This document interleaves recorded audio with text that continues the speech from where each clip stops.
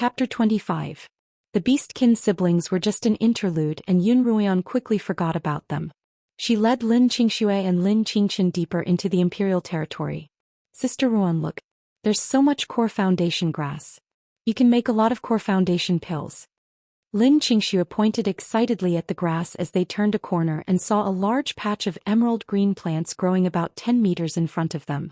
Core foundation grass was the most important ingredient in making core foundation pills.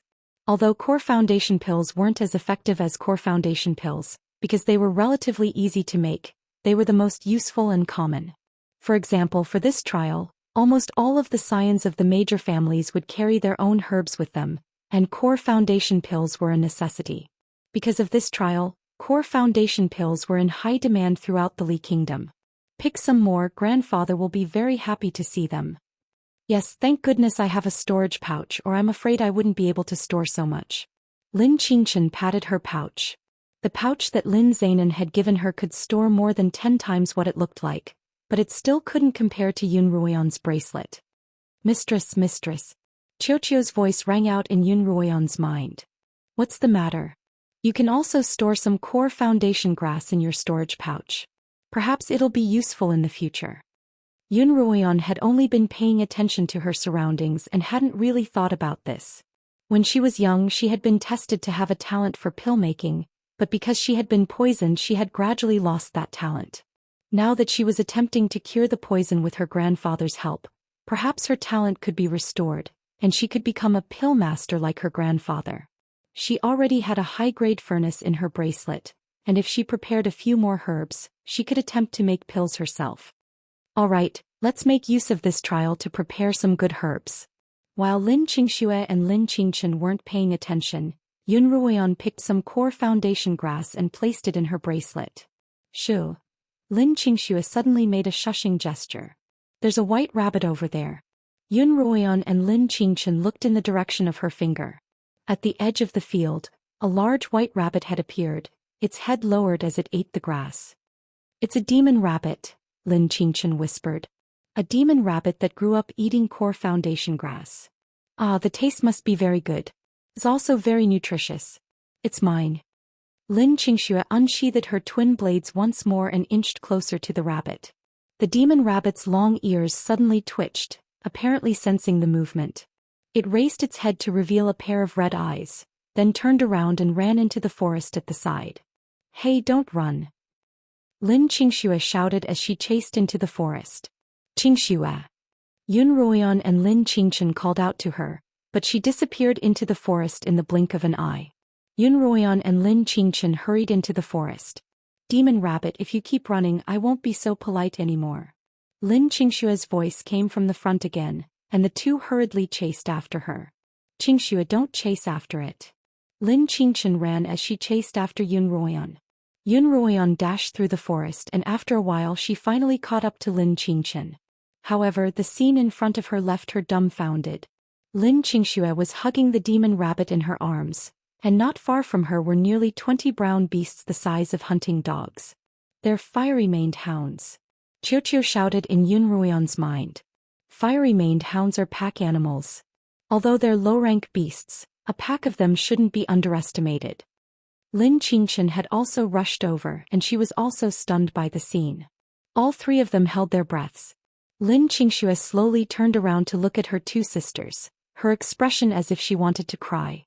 Qingxue, let the demon rabbit go, Yun Ruoyan ordered. If the rabbit could divert the hound's attention for a moment, they'd have a chance to escape. Fighting 20 fiery-maned hounds with just the three of them would be courting death, so it was best to run. Lin Qingxue nodded obediently and let go of the rabbit. Freed from its restraints, the demon rabbit immediately jumped out of Lin Qingxue's arms and tried to escape. However, the hounds were even faster than it. One of the hounds leaped out of the pack and caught the rabbit in its mouth in the blink of an eye. As for the rest of the hounds, they continued to stare at the three of them. They slowly spread out, forming a circle around the three of them. Yun Ruoyan, Lin Qingchen and Lin Qingxue stood back to back, each taking out their own weapons. Yun Ruoyan's weapon was a common family sword, Lin Qingxue's twin daggers, and Lin Qingchen's whip was unsheathed from her waist. Both Lin Qingxue and Lin Qingchen were 5th-rank blade masters, and logically speaking they should be much stronger than Yun Ruoyan, who was only 3rd rank. However, the strength that Yun Ruoyan had displayed far exceeded her cultivation. Moreover, she had been known as a cultivation genius since she was a child. Even though her cultivation had deteriorated, she still held a special place in her sisters' hearts. As a result, both Lin Qingxue and Lin Qingchen followed her lead. Yun Ruoyan stared unblinkingly at the pack of hounds. Suddenly, one of the larger hound's eyes lit up and Yun Ruoyan caught it. That hound wasn't attacking anyone else but Yun Ruoyan. In that instant, Yun Ruoyan's desire to fight was ignited. Magical beasts were intelligent and could even determine the cultivation of their foes. This hound must have noticed that Yun Ruoyan's cultivation was the lowest among the 3 of them, so it decided to target her. Unfortunately, the hound's cleverness had backfired, and its opponent was undoubtedly the strongest of the 3. Yun Ruoyan was afraid that the hound would accidentally injure her sisters, so she didn't try to dodge. Instead, she raised her sword and met the hound head-on. Yun Ruoyan's sword clashed with the hound's claws. Yun Ruoyan didn't use the bracelet's pocket dimension, but her own strength to fight the hound head-on. Using her sword to lock the hound's claws in place, she raised her leg and kicked the hound's stomach. The hound was sent flying by the kick, crouching on the ground and moaning softly. Hearing the low moans, the hounds quickly split into 3 groups, separating the 3 of them. This way each of them would have to deal with 6 or 7 hounds. Lin Qingxue and Lin Qingchen also brandished their blades and whips, clashing with the hounds. Hounds were constantly sent flying, but others would quickly return. With their strength, it wouldn't be a problem for each of them to deal with 3 hounds, but 6 would be a one-on-one battle. Their stamina would be at a disadvantage. Moreover, the sky was getting darker and it would be even more dangerous at night. Looks like I'll have to use the bracelet's pocket dimension. After sending a hound flying, Yun Ruoyan twisted the bracelet on her wrist.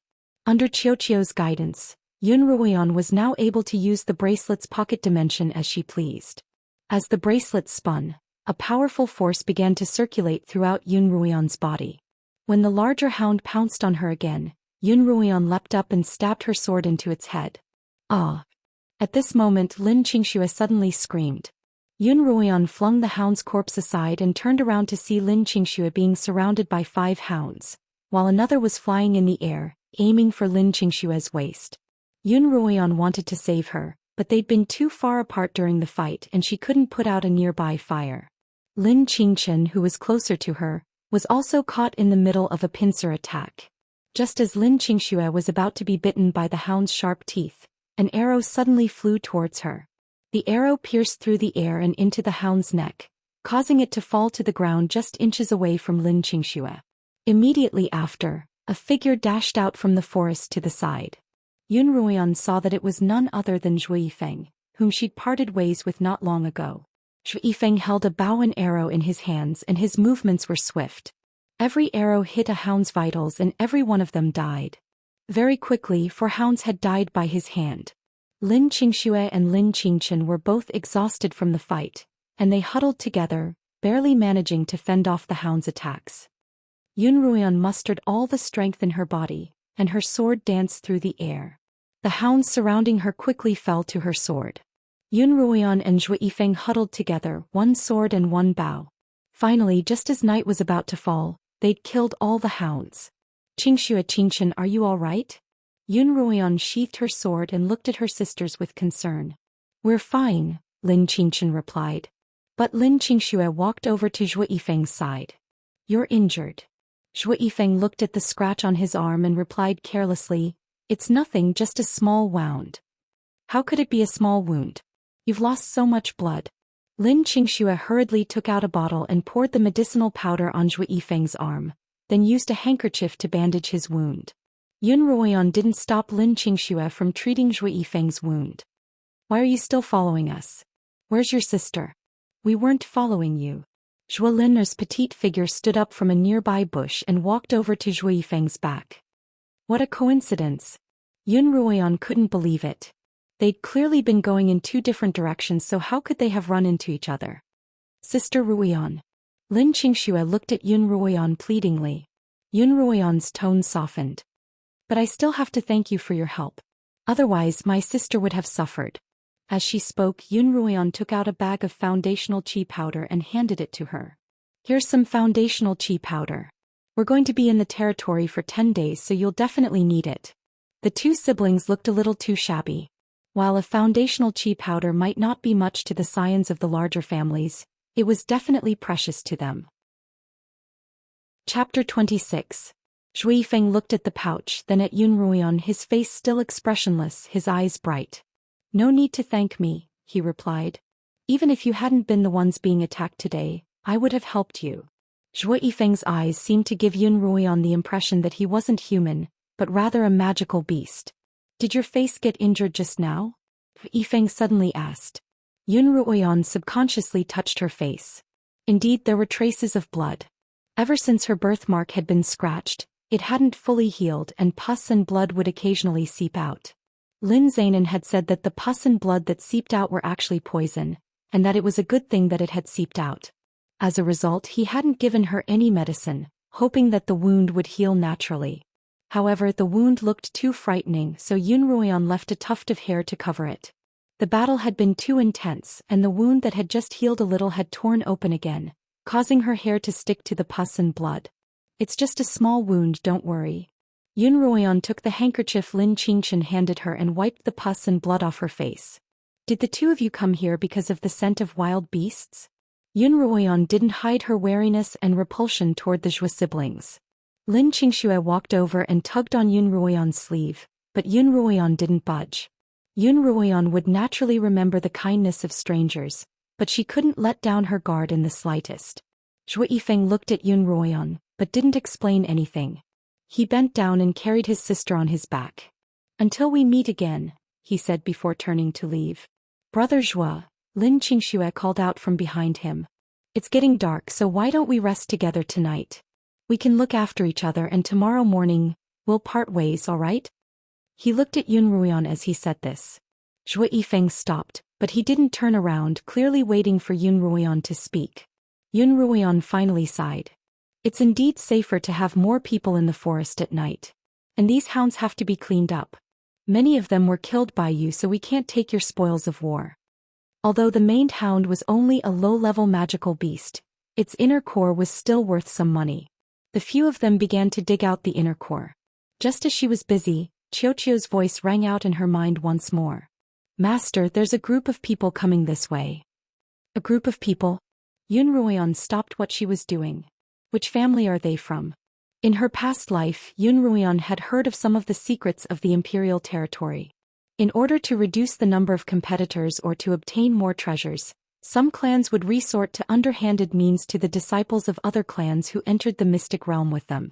Sometimes not only did they steal the treasures, they would even kill people to cover up their crimes. Are they strong? Yun Ruoyan asked. Based on their auras, there are 2 4th-rank and 2 5th-rank blade masters. The other side had 4 people and their side also had 4 people, so they were not afraid. However, Zhu Yifeng was an unknown factor. Yun Ruoyan's gaze landed on Zhu Yifeng. As if sensing her gaze, Zhu Yifeng turned back to look at her. Just as their eyes met, an abrupt female voice rang out. Oh my, why is it so crowded here? The crowd turned to see that the speaker was none other than Yun Ruoyan's sister, the 5th miss of the Yun family, Yun Ruoyu. Naturally, she was accompanied by Yun Ruoyao and Yi Qianying. As for the other youth, it was the young master of the Pei family, Pei Zio. When Pei Zio saw Yun Ruoyan, he hurriedly walked over, a smile on his face. Ruan, I thought it would take some effort to find you, but I didn't expect to bump into you here. Yun Ruoyan frowned. Did this guy have amnesia?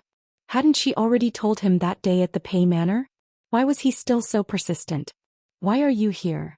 Lin Xianxia stepped forward. We were clearly heading in opposite directions, so how did we bump into each other? Yun Ruoyu also stepped forward. I was just about to ask you the same thing. We were clearly heading in separate directions, so how did we end up here? What do you mean? Lin Xianxia asked curiously. Are you saying that we followed you? What a joke. Of course we did. Yun Ruoyu glared at them. We walked along the same path, and it must have been because your path wasn't easy to walk, so you turned around and took our path instead. The two of them began to argue back and forth, unwilling to back down. Yun Ruoyan frowned. Although Yun Ruoyu was arrogant and domineering, her personality was rather honest and she wouldn't lie so boldly. I really wasn't following you just now, but I don't know why we bumped into each other, Zhou Yifeng whispered to Yun Ruoyan's side. Yun Ruoyan's frown deepened. Could it be that we'd walked into a maze realm? There was a maze realm within the imperial territory, but it wasn't common. Only those with bad luck would enter it. We might have walked into a maze realm, Paizio said. In her past life, it was Paizio who had told Yun Ruoyan about the maze realm, so Yun Ruoyan wasn't at all surprised by his words. After entering the maze realm, all paths, no matter which direction they lead, will converge at the same place, just as if you're walking in circles, Paizio continued to explain. Then what do we do? Yi Qianying walked up to Paizio's side and tugged on his sleeve, looking like a frightened little girl. Brother Zio, will we die here? Yi Qianying was petite and adorable, and when she spoke in such a coy voice, he couldn't help but feel pity for her. No, there's always an exit to the imperial territory. As long as we find the exit, we'll be able to leave. Then what if we can't find the exit? Zhou Yifeng asked, his eyes even brighter in the darkness. Paizio hesitated for a moment before replying, even if we can't find the exit after the trial ends 10 days later, someone will naturally come to save us. As long as we survive within 10 days, we'll be fine. In that case, we won't be able to get into Kongming Academy. Yun Ruoyao, who had been silent all this time, sounded indignant. If she couldn't get into Kongming Academy despite her family's recommendation, it would be extremely embarrassing for her. After all, she was the most talented daughter of the Yun family. It didn't matter if others couldn't get into Kongming Academy, but she had to. When they found out that they were trapped in the imperial territory, everyone's expressions darkened and their brows furrowed. It's too late now. Tomorrow we'll start looking for the exit. With so many of us, we'll definitely find it. Paizio was unusually optimistic. The group lit a campfire and rested on the spot. The meat of the whole-maned hound naturally became their dinner.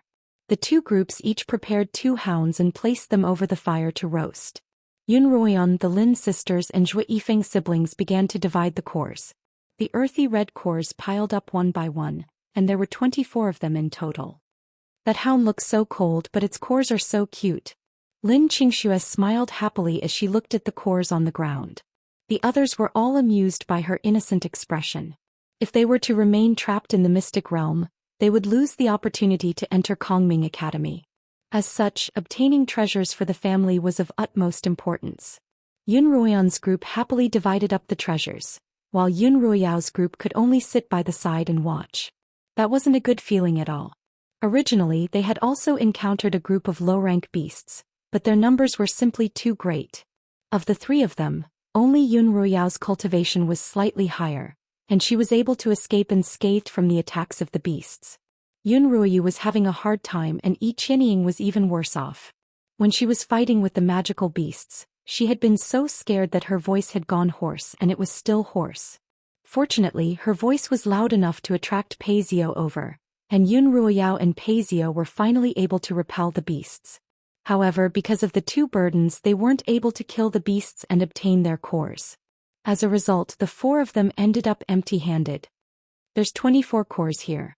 Yun Ruoyan pointed them out one by one, then placed 10 in front of Zhou Yifeng. These are yours and the rest are for the 3 of us. This time, Zhou Yifeng did not decline and kept the inner core. Look at how close eldest sister is to the Lin sisters. I don't think she's a member of the Yun family anymore. Yun Ruoyu began to speak sarcastically once more. Yun Ruoyao didn't respond, but a cold smile hung on her lips. Once they were out of the mystic realm, she would definitely tell her father that Yun Ruoyan wasn't willing to travel with them. Madame An had told her that although her father's opinion of Yun Ruoyan had changed somewhat, he was still worried that Yun Ruoyao would hold a grudge against him. As a wife-born daughter being ignored by her own family and disliked by her own father, she was bound to be filled with resentment. It was just that Yun Ruoyan was very good at pretending. When she didn't have the ability, she would pretend that she wasn't competitive and that anyone could bully her in order to numb them. Now that she had recovered some of her cultivation, she would immediately disregard them. If her father were to find out that his wife-born daughter didn't care about the Yun family at all, she didn't believe that Yun Ruoyan would still have a place in the Yun family. Yi Qianying looked at Yun Ruyao's cold smile and could guess what she was thinking. However, she didn't expose her. Instead, she comforted Yun Ruyu. Those are Sister Ruyan's sisters, so it's only natural that they get to know each other. Sister, don't worry too much. By Yun Ruyan's side, the entire hound had been roasted over the fire until it glistened with oil, and the aroma of the burnt meat grew stronger and stronger. Zhou Yifeng had gathered some herbs from somewhere and applied them to the roasted meat. Immediately, a faint, spicy aroma began to spread. Ah, it smells so good. Everyone present exclaimed in unison. On the other hand, the people sitting on the other side didn't have such an easy time. The 3 young mistresses and a young master were usually the kind of people who were used to having their clothes handed to them. Now they really couldn't do it themselves, and it would be a miracle if they managed to roast the meat properly. Yun Ruyu looked at the roasted meat in her hands, frustrated. She threw it into the fire and complained, "What kind of rotten meat is this?" Her eyes were full of resentment.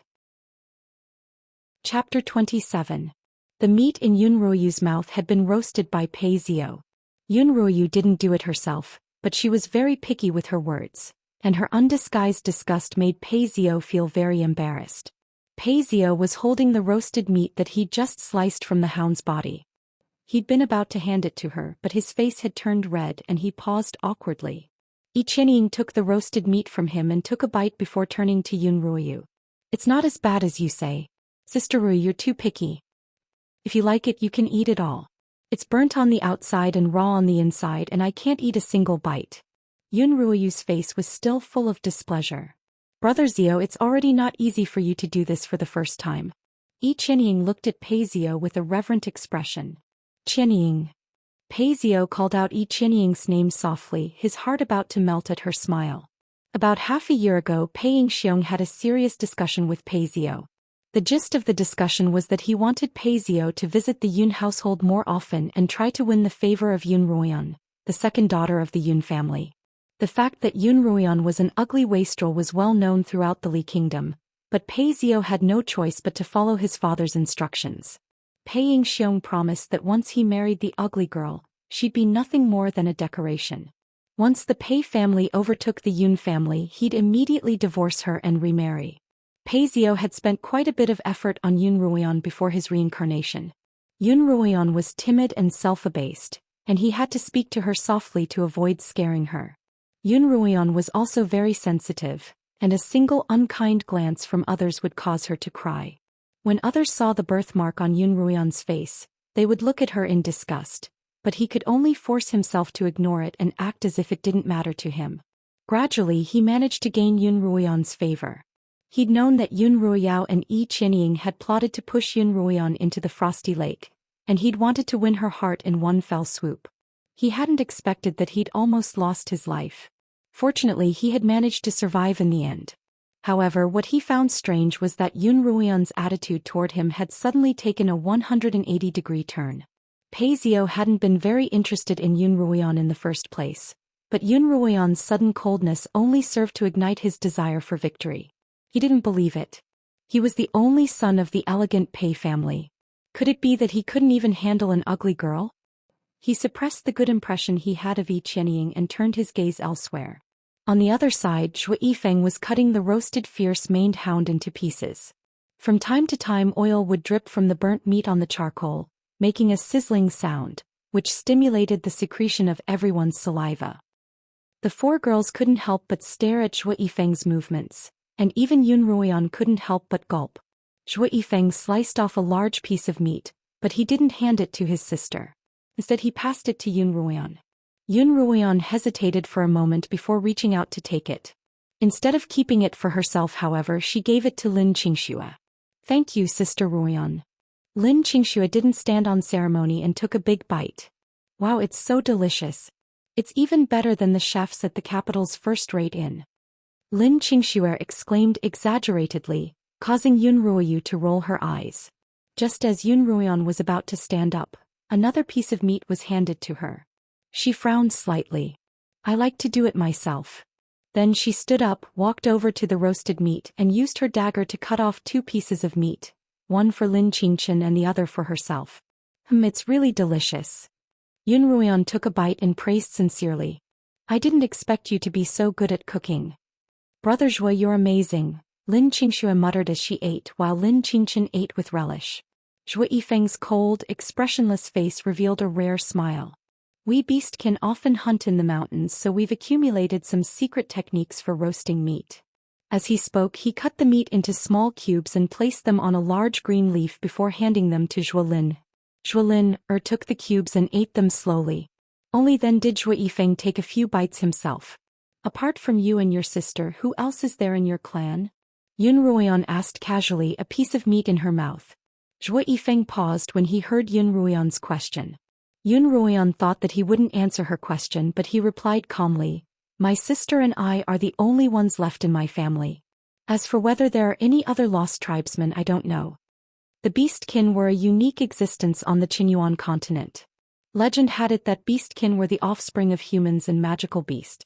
In the past, they had always been slaves of human nobles, taming and hunting beasts for the humans.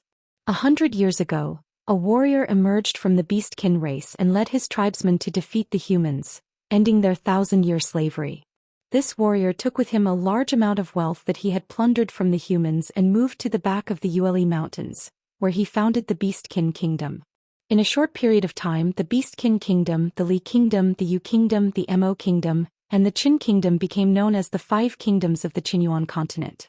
The warrior who founded the Beastkin Kingdom was known as the Beast King.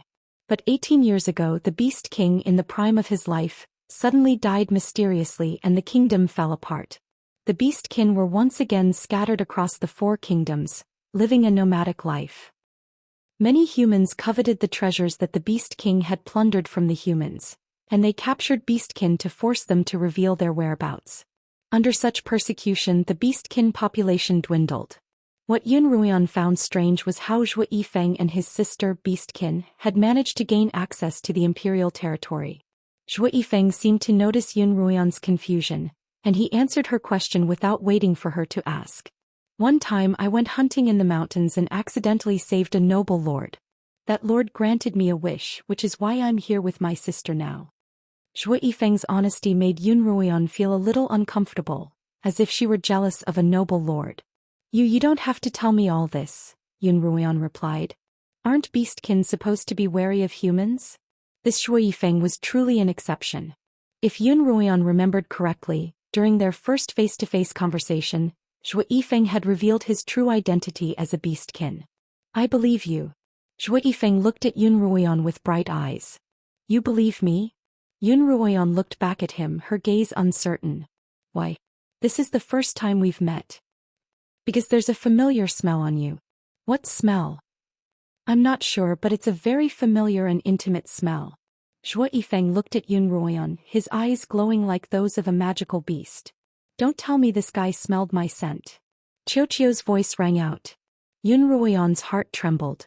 Could this fellow's sense of smell extend into the pocket dimension of her bracelet? Yun Ruoyan's attitude turned cold once more. You look like an honest man, but I didn't expect you to use such a method to strike up a conversation.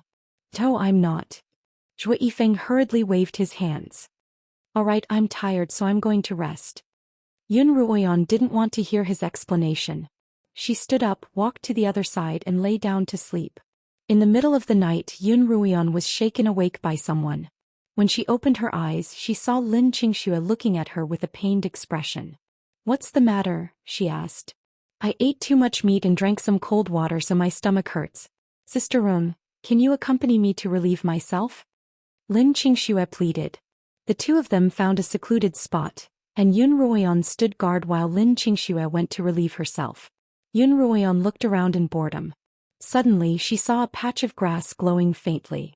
She walked over, and using the moonlight that shone through the gaps in the trees, she found a pile of animal innards in the grass. Zhou Yifeng must have tossed them there when he was dealing with the hound. Strangely, there was something in the innards that was glowing faintly green.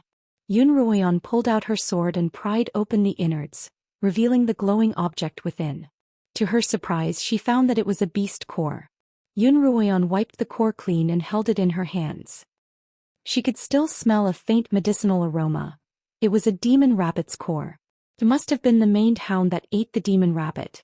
Before it could digest the demon rabbit's inner core, it was slaughtered and eaten by them. Demon rabbits were magical beasts that had grown up eating all sorts of herbs, and their cores had the effect of replenishing energy and detoxifying poison. In fact, this one was even more valuable than 100 hounds' cores. Sister Ruian, what are you doing over there? Lin Qingshue's voice came from behind her. With a flip of her hand, Yun Ruian stored the beast core in her pocket dimension and turned around without a word.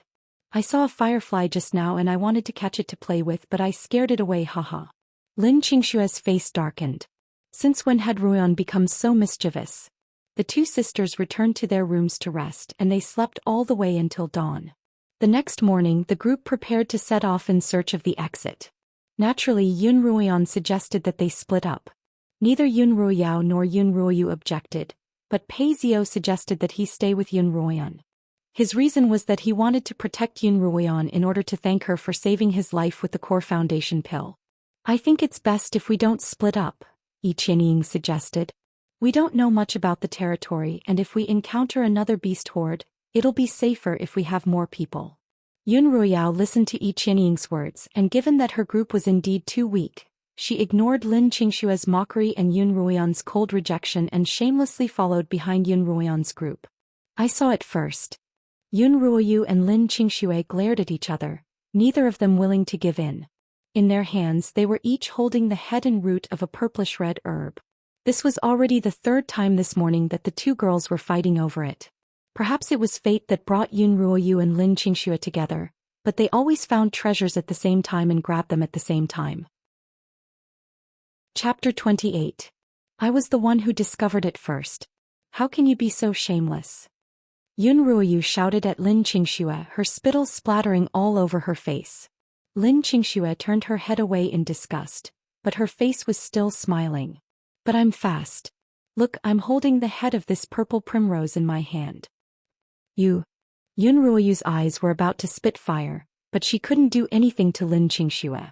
Suddenly, a white light flashed by, slicing the purple primrose in two, and both Lin Qingxue and Yun Ruoyu staggered back a couple of steps. If you keep dawdling like this, how long will it take for us to find the exit? Yun Ruiyao lectured the two of them. But it was clearly me. Purple primrose isn't anything special. Do you think the Yuns lack it? Yun Ruoyu still wanted to argue, but Yun Ruiyao interrupted her. Finding the exit is the most important thing. After saying that, Yun Ruiyao took the lead and continued walking forward. The group walked for half a day before returning to the spot where they had rested the night before. After a few twists and turns, they finally exited the maze by nightfall. Are we out of the maze? Yun Ruoyan asked Pei Zhou, who had been by her side the entire time. Based on her previous life's experience, she knew that Pei Zhou was quite familiar with the environment of the maze. No, but there's hope. Pei Zhou handed her a flask of water. Sister Ruoyan, have some water. Yun Ruoyan was naturally disgusted by his hypocrisy. Ignoring him, she quickened her pace and left him behind. Just as he was about to catch up, Yi Qianying's pitiful voice came from behind. Brother Zhou, can I have a sip of your water? He stopped in his tracks and handed over the kettle. Night quickly fell and the group who had been running all day stopped to rest for the night. Zhou Yifeng started a fire and as soon as the charcoal came out he put out the fire. He took out the leftover roasted meat from the night before, cut it into several large pieces, wrapped them tightly in green leaves and buried them in the charcoal to steam. Not long after, a rich, meaty aroma wafted out of the charcoal. Wow, it smells so good. Lin Qingxue picked up the green leaf Zhou Yifeng had passed to her and opened it. She saw that the small pieces of meat that had been roasted last night had been thoroughly steamed, with gravy seeping out of them.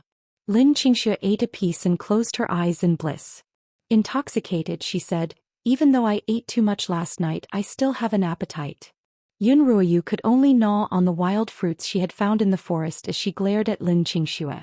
Because everyone was in a hurry, no one mentioned hunting for food that day.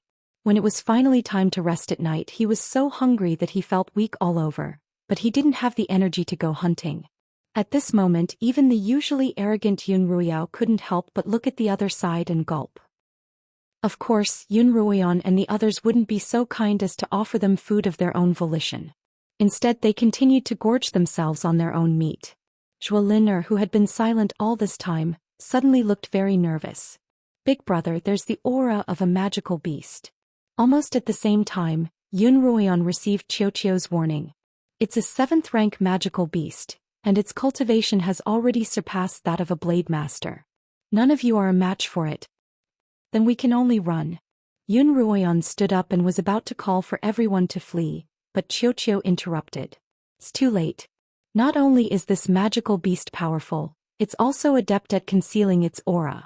By the time I discovered it, it was already too late. As soon as Qiuqiu finished speaking, Yi Qianying screamed. What a big magical beast, how scary. Coincidentally, right in Yi Qianying's direction, a large tiger-like beast with long fangs walked out of the forest. As it walked, quite a few smaller trees were torn apart by its fangs, a testament to how sharp its fangs were. It's the saber-toothed tiger. Pei Zio's voice trembled as he said, I heard my father say that he almost died under the fangs of the saber-toothed tiger when he entered the secret realm to train. Yun Ruoyan looked at the saber-toothed tiger slowly walking toward them, her heart filled with curiosity. With such a large body, every step it took would cause the ground to shake and trees to snap. Even if it could conceal its cultivation, it couldn't have caused such a huge commotion. Why hadn't Qiuqiu noticed it? The saber-toothed tiger didn't seem to be in a hurry. In its eyes, Yun Ruoyan's group was already its prey. Brother Zio, what a scary magical beast. Yi Qianying hid behind Pei Zio and Yun Ruoyan in fear, even reaching out to tug at Yun Ruoyan. Yun Ruoyan shook her off in disgust. Everyone present was so frightened by the saber-toothed tiger's aura that their faces turned pale. For a moment they didn't even have the will to fight. Everyone listen to me. Yun Ruoyan suppressed her fear. A saber-toothed tiger's core is a treasure that's hard to come by in 100 years. Although it looks powerful, we have more people on our side, so we might not necessarily lose. Let's all work together to kill it and split its core evenly. Everyone present had been cultivating in the family academy, and they'd never seen such a ferocious beast before. Only Zhui Yifeng and Yun Ruoyan were able to maintain their composure. Although the saber-toothed tiger's footsteps were slow, each step covered a large distance and it quickly closed in on them. Yun Ruoyan saw that everyone had lost their will to fight and knew that they couldn't delay any longer. Either we fight or we die. She unsheathed her sword. Everyone surround it, then find a weak spot to attack. Lin Qingxue, Lin Qingchen, and Zhui Yifeng spread out according to Yun Ruoyan's instructions, surrounding the saber-toothed tiger. Yun Ruoyao and Yun Ruoyu hesitated for a moment before gritting their teeth and forming a circle around the tiger. Yi Qianying followed behind Pei Zio. Although she had also unsheathed her sword, her hand was trembling, and her face was as frightened as ever. The saber-toothed tiger looked around at the humans surrounding it. When its gaze landed on Yun Ruoyan, it suddenly sniffed. Then for some reason the tiger's eyes slowly turned red, and it stared intently at Yun Ruoyan. Not good, it's targeting you. Qiuqiu called out anxiously from within the pocket dimension. Once the saber-toothed tiger identifies a target, it'll definitely capture her. Mistress, strike first. Zhui Yifeng, cover me. Yun Ruoyan turned to Zhui Yifeng by her side. Without hesitation she raised her sword and attacked the saber-toothed tiger's face. Zhui Yifeng knocked an arrow. Whoosh whoosh, whoosh whoosh whoosh. 5 arrows flew past Yun Ruoyao's body, heading straight for the saber-toothed tiger. The saber-toothed tiger hadn't expected the little human in front of it to not be scared out of its wits, but to actually attack it. Even more unexpected was that before the little human could reach it, a volley of arrows had already arrived in front of it. However, these were clearly child's play in front of it. It was a 7th rank magical beast and it could fight against 5th rank human summoners. The humans in front of it were far weaker than it was. It swung its head and its 2 huge tusks easily cut off the 5 arrows that were shot at it. Whoosh whoosh whoosh, whoosh swoosh swoosh. As Yun Ruoyan sprinted forward, another 3 arrows flew out. At the same time Yun Ruoyan turned the bracelet on her wrist, and the bracelet's power quickly spread throughout her entire body.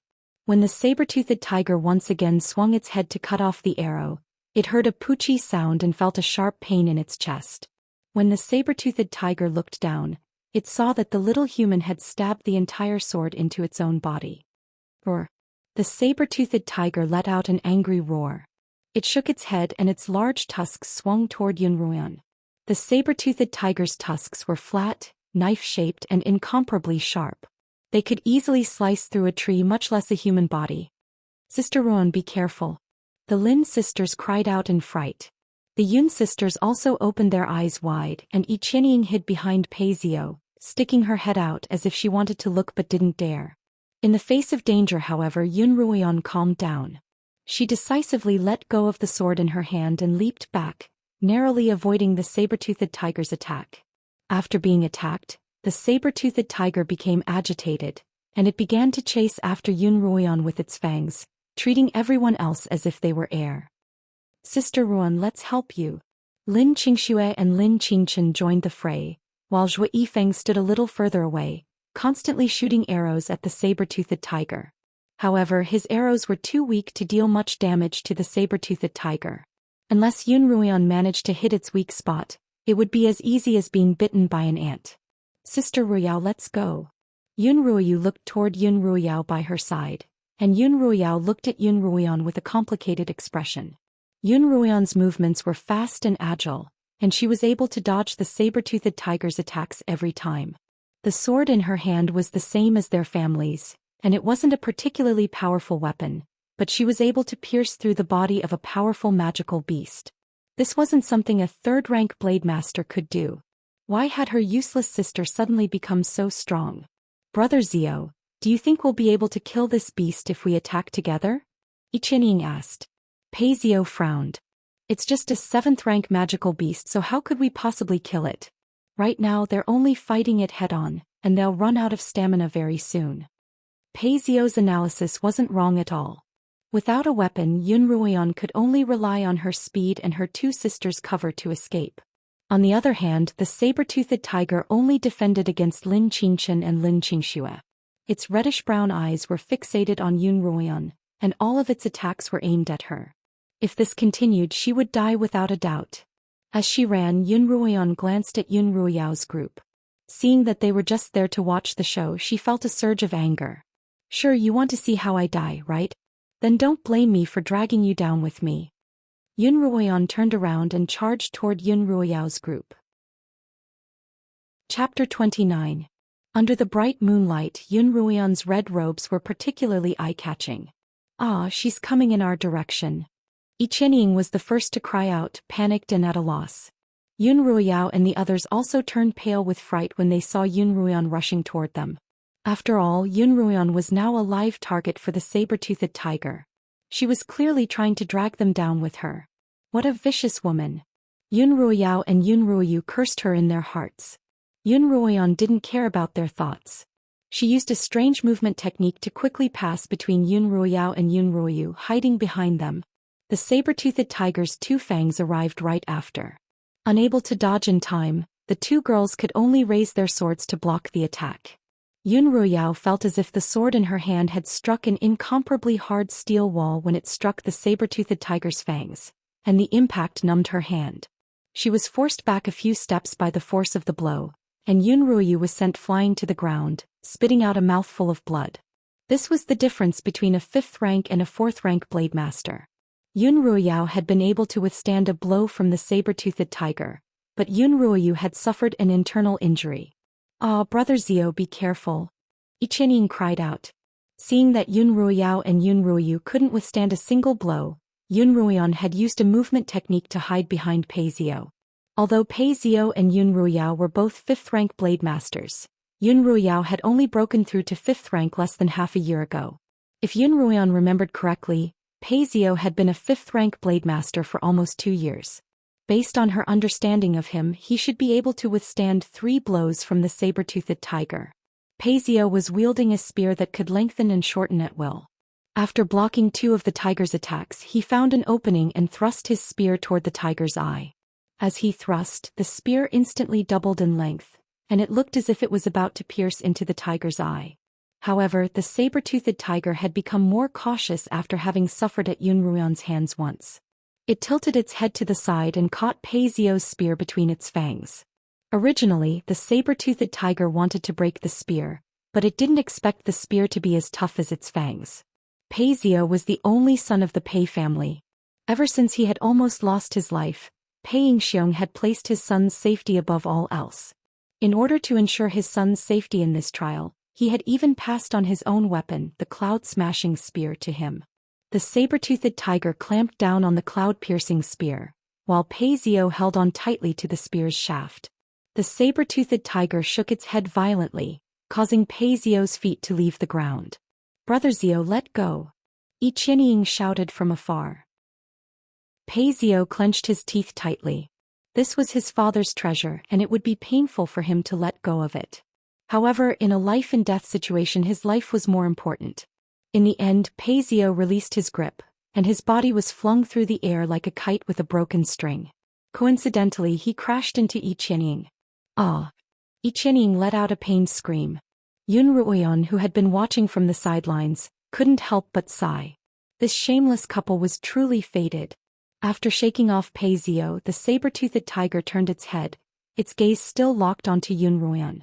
Yun Ruoyan felt strange. "Why is it so fixated on me? Do I smell better than anyone else?" As soon as the saber-toothed tiger released Yun Ruoyan, the spear stuck straight into the ground. Then it opened its jaws wide and lunged at Yun Ruoyan. At the start, the saber-toothed tiger had treated Yun Ruoyan like a cat playing with a mouse. But after this battle, its violent nature had been completely unleashed. Yun Ruoyan leaped high into the air, dodging the saber-toothed tiger's attack. Its massive fangs struck the ground where Yun Ruoyan had just been standing, creating a large crater. Yun Ruoyan rolled away, pulled out the spear from the ground and mimicked Pei Xiao's attack. "Sister Ruoyan, throw me the spear." Pei Xiao yelled at Yun Ruoyan. "The spear can only be wielded by a 5th-rank blade master or higher. You won't be able to use it." Pei Xiao wanted to rush over, but Yi Qianying held on tightly to his arm. "Brother Xiao, I'm scared." She had been struck by Pei Xiao's attack. Given her cultivation, she shouldn't have been injured by a heavy object, but whether intentionally or not, she had spat out a mouthful of blood. Pei Xiao looked at Yi Qianying in his arms. Her pale face was full of panic and blood was still dripping from the corner of her mouth. His heart was completely tied to her. Yun Ruoyan naturally ignored Pei Xiao's words. Before the saber-toothed tiger could turn around, she thrust her spear forward. But because the spear was too heavy, she didn't have enough strength in the thrust. When it struck the saber-toothed tiger's thigh, it only penetrated a little. Roar! The saber-toothed tiger swung its massive tail at the spear, sending Yun Ruoyan flying far away. "You're courting death." Pei Xiao cursed angrily. He'd clearly said that she wouldn't be able to use the spear, but she was still trying to show off. Seeing that it had finally taken down its target after so long, the saber-toothed tiger howled excitedly. Just as it was about to stab Yun Ruoyan to death with its fangs, a few arrows flew past its eyelids. The saber-toothed tiger looked in the direction of the arrows. Zhou Yifeng was hanging from a nearby tree, his bow drawn and aimed at the tiger. Taking advantage of the moment when the tiger's attention was diverted, Lin Qingchen and Lin Qingxue rushed over and stood in front of Yun Ruoyan. "Sister Ruoyan, are you all right?" The two of them turned back to look at Yun Ruoyan with concern. Yun Ruoyan tried to stand up, but her chest hurt. She could only use the spear to support her body and sit up. Just then Yun Ruoyao helped the injured Yun Ruoyu to Pei Xiao's side.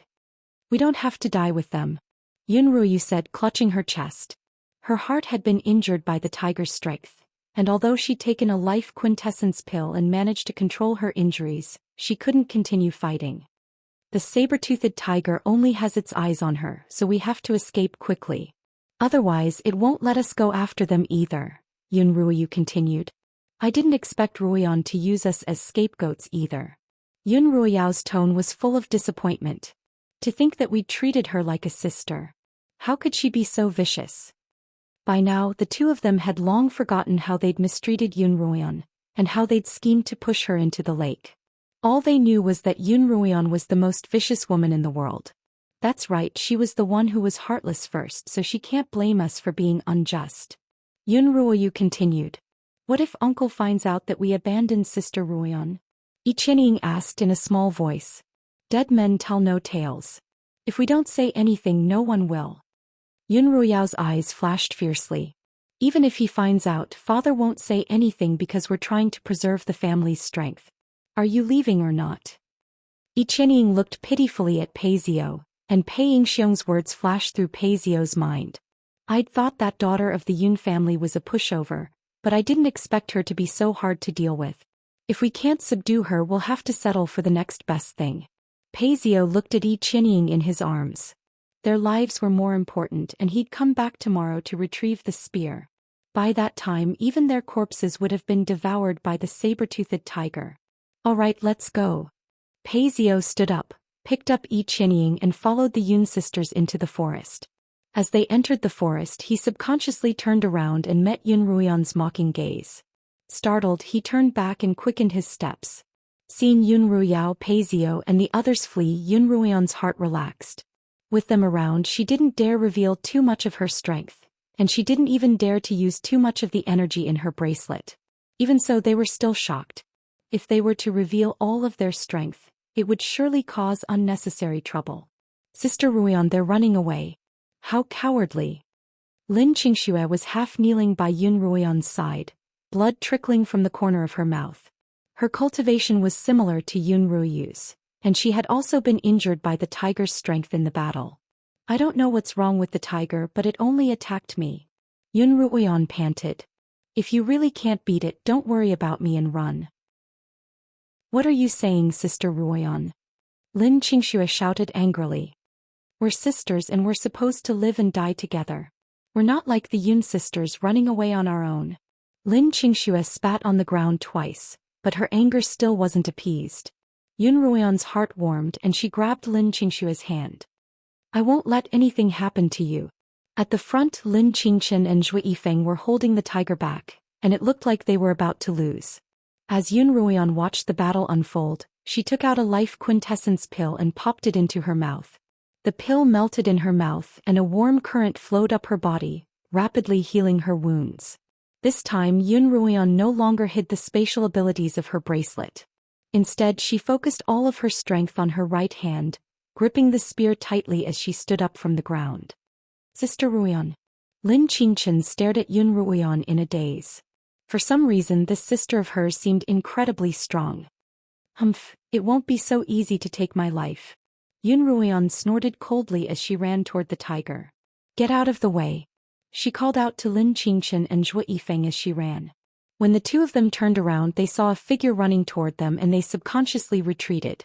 When the tiger saw Yun Ruoyan running toward it, it let out a howl and charged forward.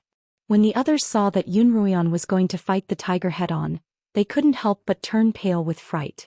Yun Ruoyan used a strange movement technique to dodge the tiger's attacks, then leapt high into the air the moment she landed. Holding the spear with both hands, she thrust it straight down toward the tiger's head. Puchi!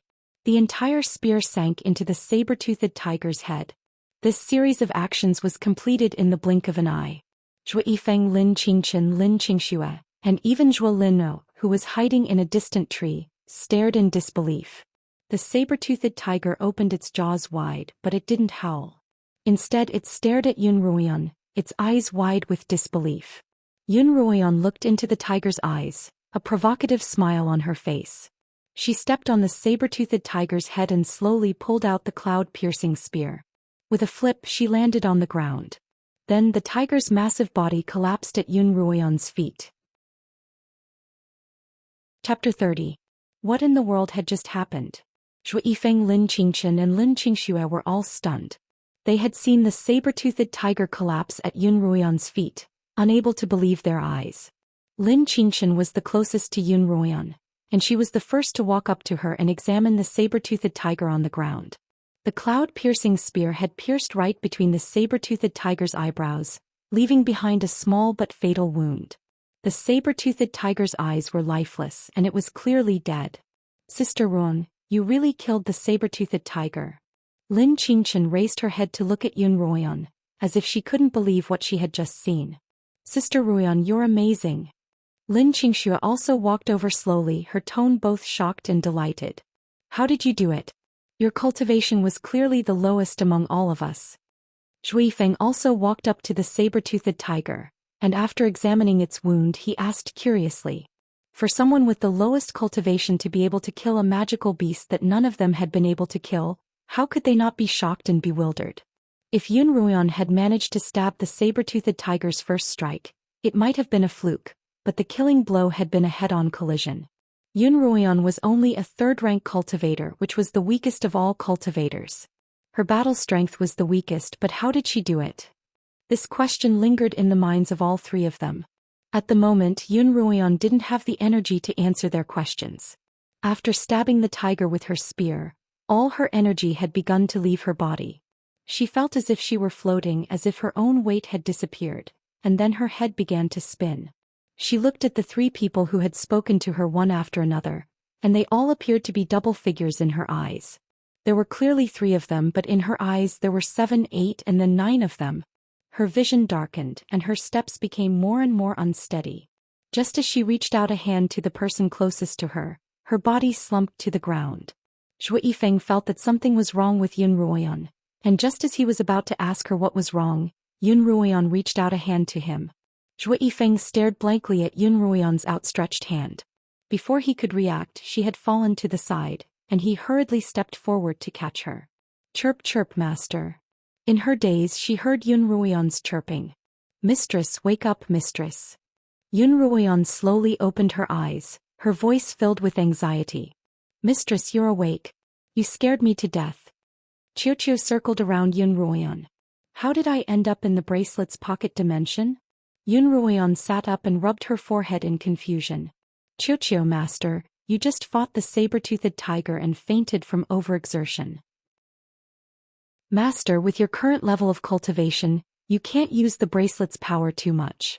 Once your profound chi is exhausted, you will be in danger unless you have the foundation pill. Oh, so that's how it is. No wonder I suddenly felt like I was going to die. Yun Ruoyan couldn't help but feel scared after hearing Xianxia's words. For someone like her who had been reborn, there was nothing more important than her life. The bracelet itself has a limit on how much power it can use. Usually, it can only borrow twice as much power as the user's own cultivation, Xianxia continued. Mistress, you're only a third-rank blade master right now, and the bracelet's power is only equivalent to that of a peak 5th-rank blade master. But when you were fighting the saber-toothed tiger, you borrowed power equivalent to that of a third-rank summoner, and that's far beyond what you can handle. Xianxia suddenly blamed itself. It's all my fault. I was afraid that mistress would be bullied, so I broke the restriction and almost killed you. You are not wrong. Yun Ruoyan hurriedly comforted her. If you hadn't removed the seal, we might all have died here. Xianxia, you did the right thing. But to prevent me from accidentally overexerting myself, you'd better reopen the restriction. If it weren't for the fact that her life was on the line, Yun Ruoyan wouldn't want to experience that sort of dizziness again. But when she thought of what Xianxia had said, that she could draw twice as much power from the bracelet as her own cultivation, Yun Ruoyan was overjoyed. This meant that the higher her cultivation, the more powerful her battle prowess would be. With this bracelet, wouldn't she have a barrier to protect herself? However, she was still poisoned and her cultivation was limited to 3rd rank. Even with the bracelet's power, her battle prowess was only equivalent to that of a peak 5th rank blade master. If she gave it her all, she might be able to defeat Yun Ruoyao and Pei Xiao, but against Pei Xiong she would have no choice but to run. Although the Feilai blade was powerful, she knew that it couldn't be used so easily. On the Qinyuan continent, there were far too many vicious and greedy cultivators. Once the Feilai blade was revealed, it would surely attract the attention of all parties. She was just an abandoned daughter of the Yun family, and no matter how many lives she had, she wouldn't be able to afford it. The bracelet's spatial ability was different. Even if she used it, no one would be able to detect it. After thinking this through, Yun Ruoyan calmed herself down and focused on recuperating as soon as possible.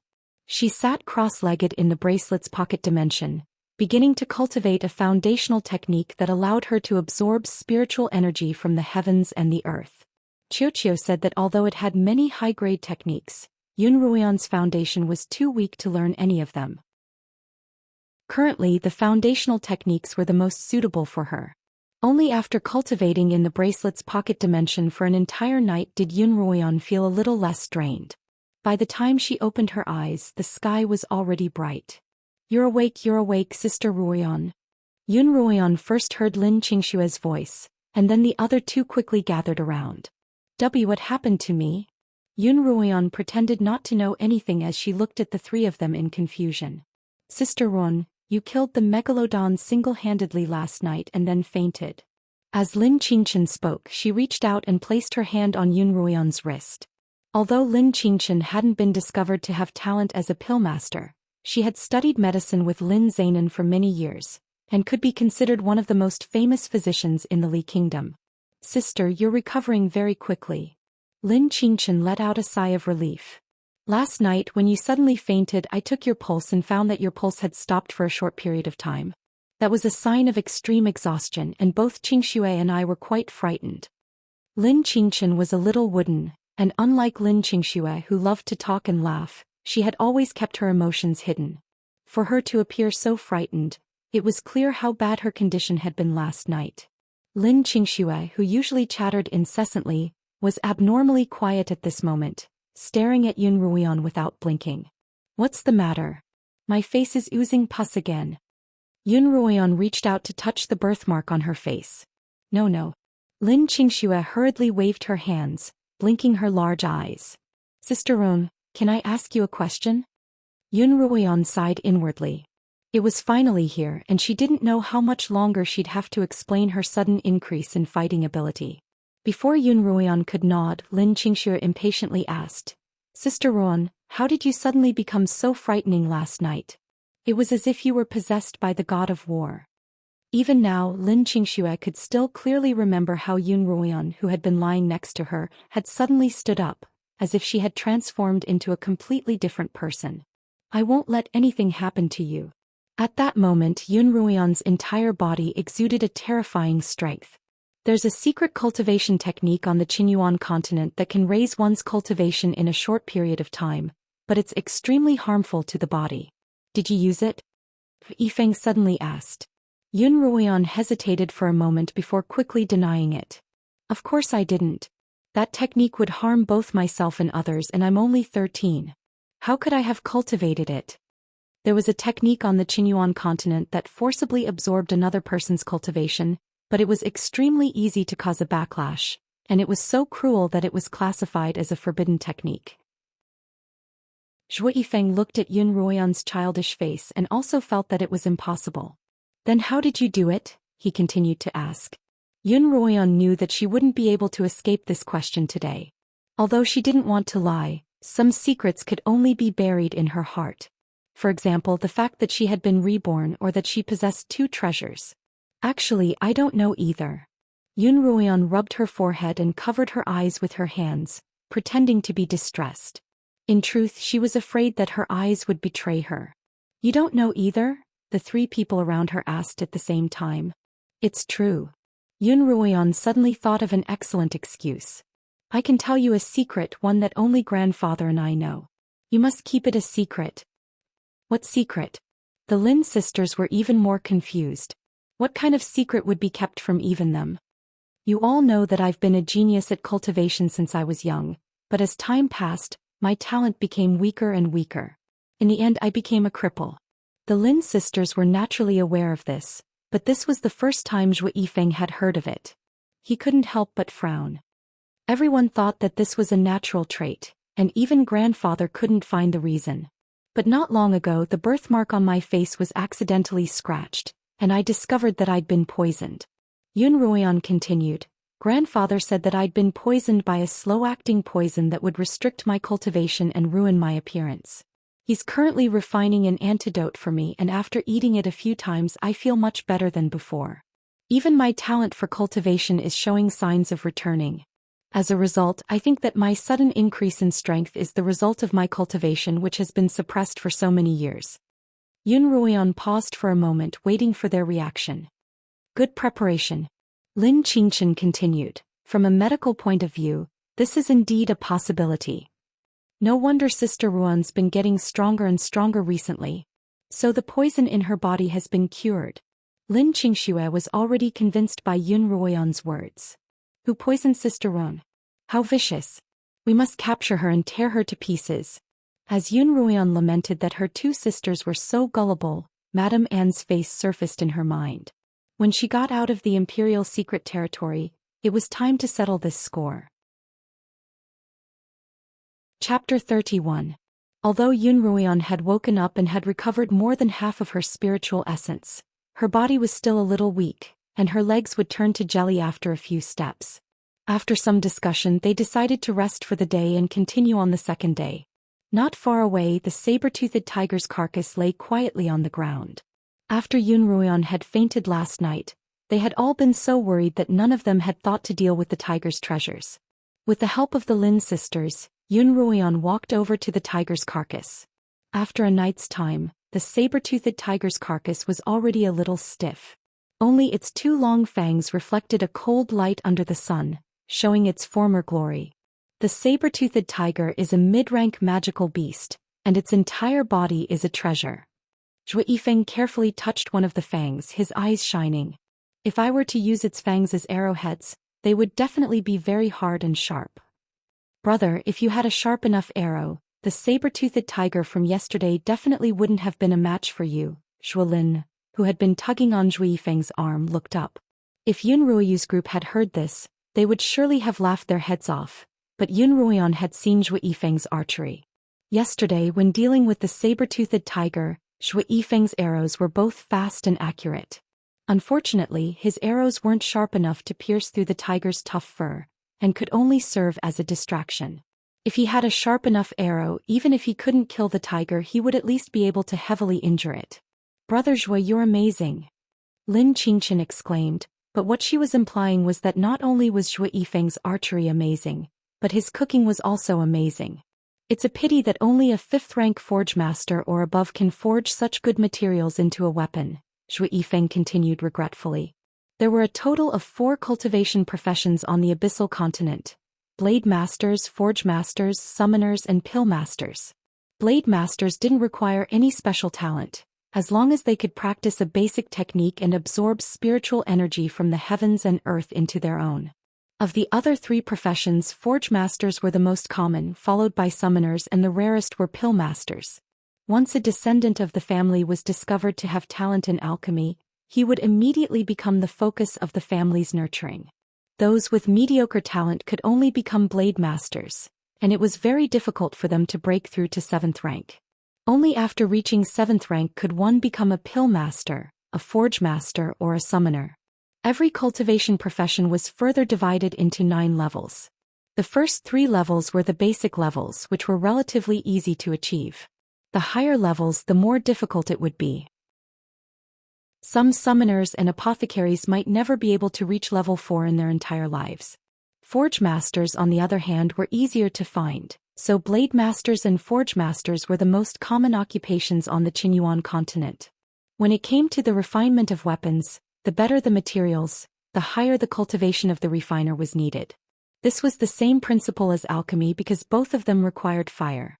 The higher the cultivation, the purer the spiritual fire that could be condensed would be, and the sharper and more spiritual energy would be produced. On the other hand, if the refiner's cultivation was not high enough, no matter how good the materials were, it would be a waste. If the weapon refiner's cultivation reached the legendary peak of level 9 and had a set of supreme-grade weapon refiner materials, the combination of the two was very likely to forge a god-grade weapon.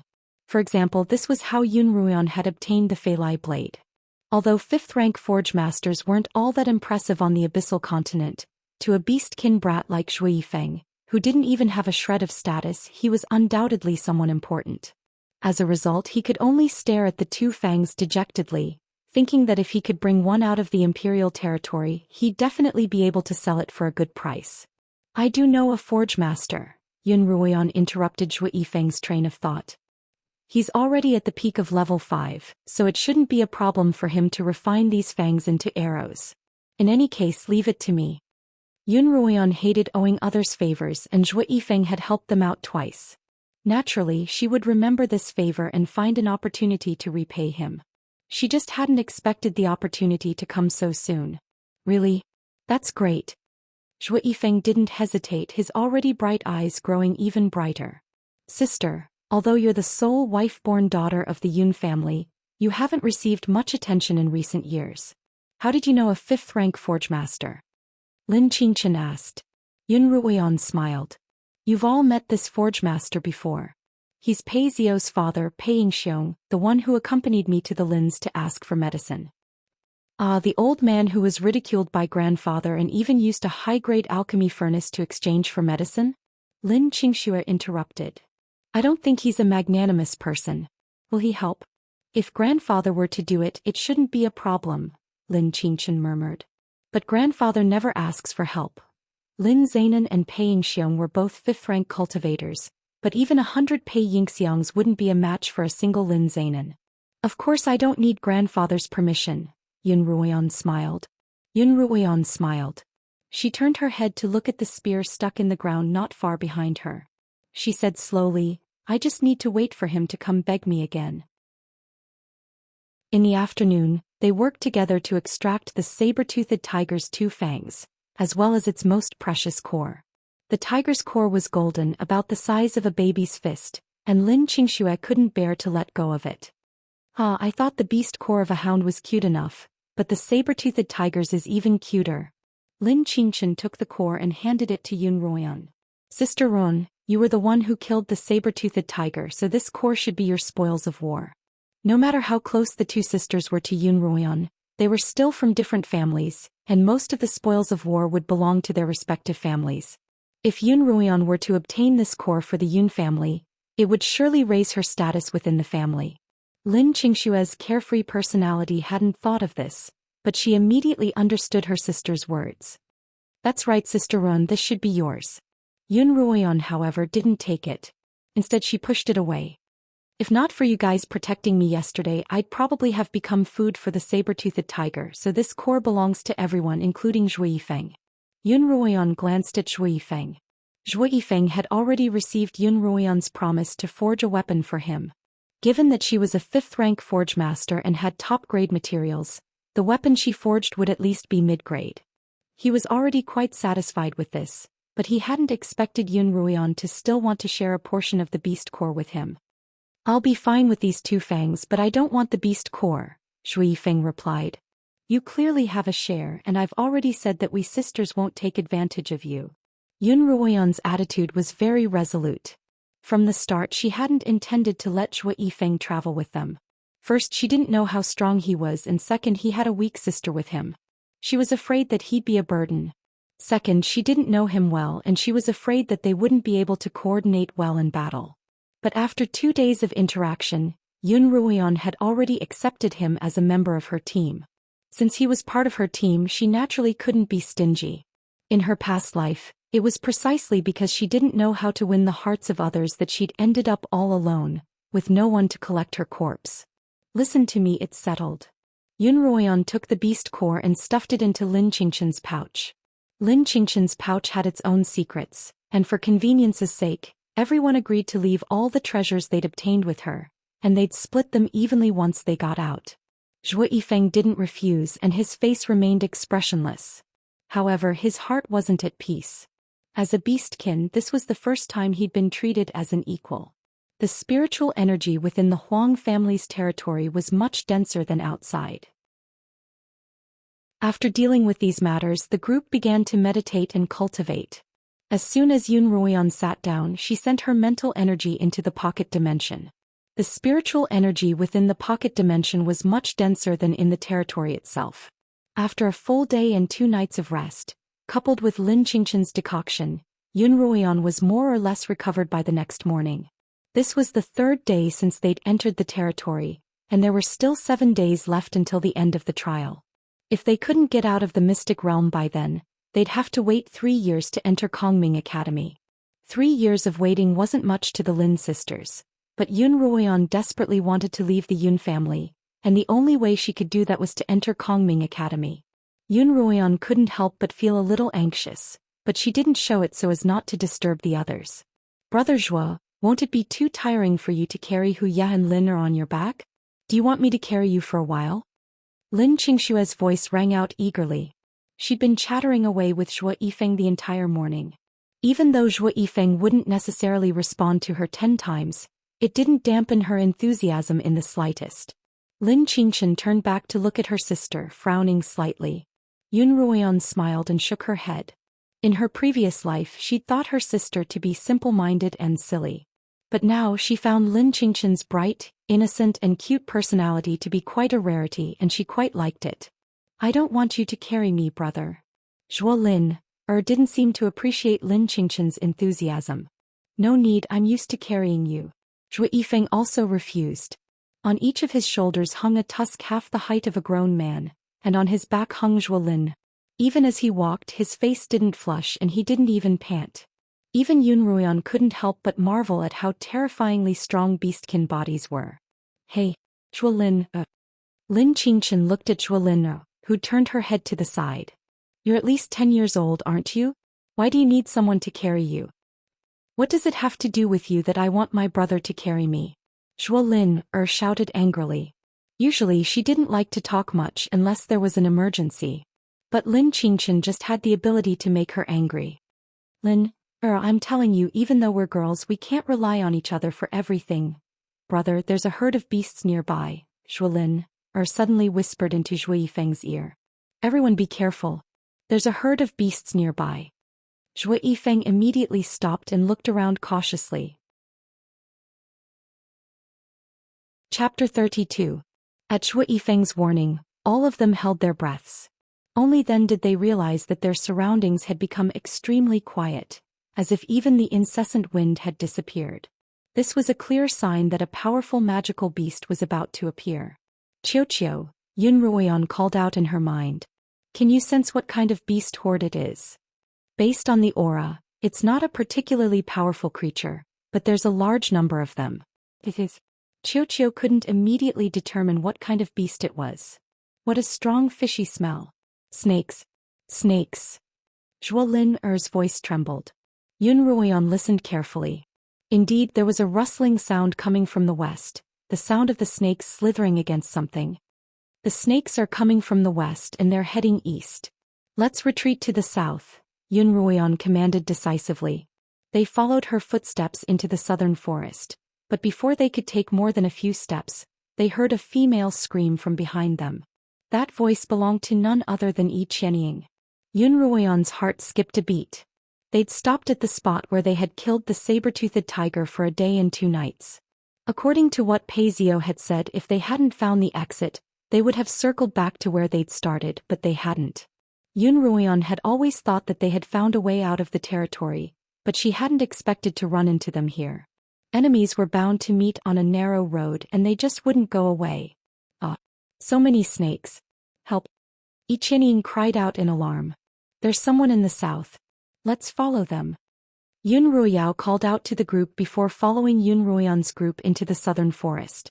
Her speed was so fast that it didn't take long for her to catch up to Yun Ruoyan's group. Why are you all everywhere? You cowards. Lin Xianxia turned around and cursed as she ran. Yun Ruoyu wanted to retort, but her face was pale, and it was clear that she'd suffered quite a fright. Behind them, a scene that would make one's hair stand on end was slowly unfolding.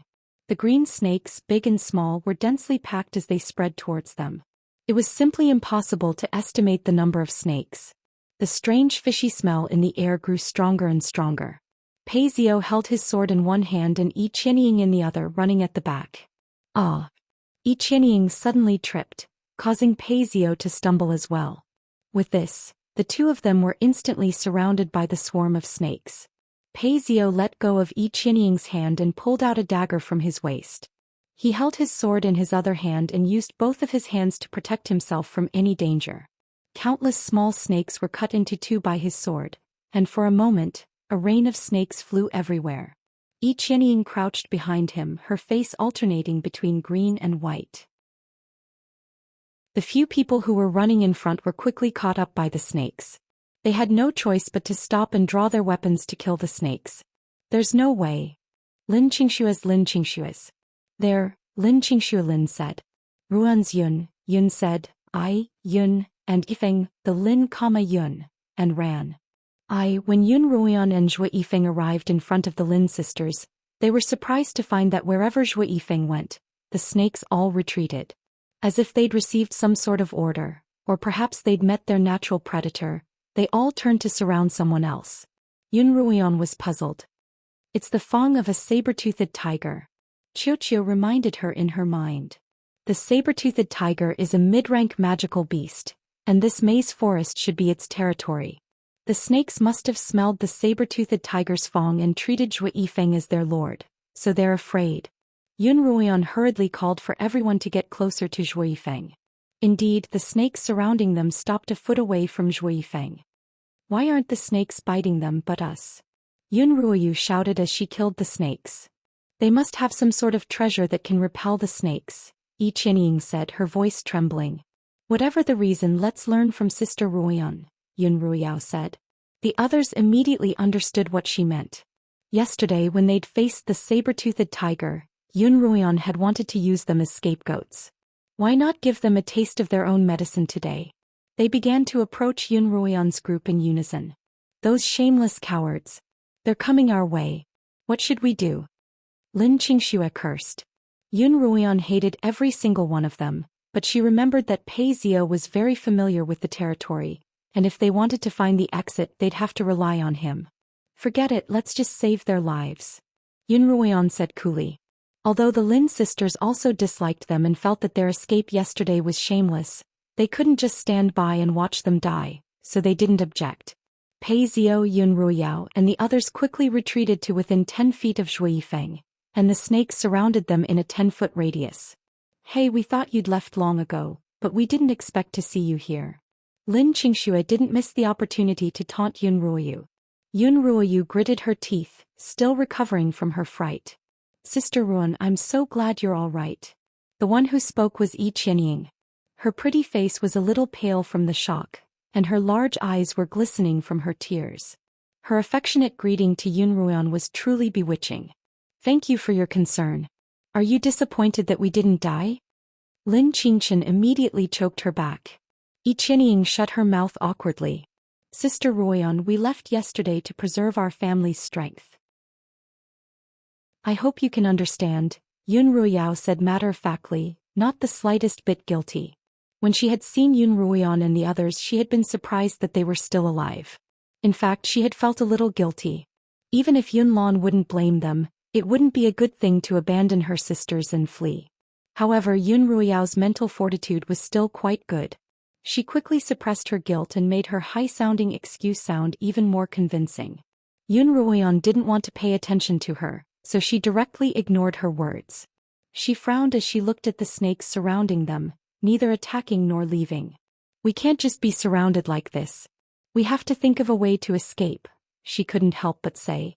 Pei Zio didn't seem to notice the disgust in the Lin sisters' eyes as he walked straight to Yun Ruoyan's side. Yi Qianying followed behind him like a shadow, and Yun Ruoyan felt her eyes hurt just looking at the two of them, so she turned her head to the side. We've actually found the exit to the mystic realm just now. Pei Zio's words attracted Yun Ruoyan's attention. What did you just say? You've already found the exit to the mystic realm? Sister Ruoyan, don't believe him. If they really found the exit, why aren't they leaving?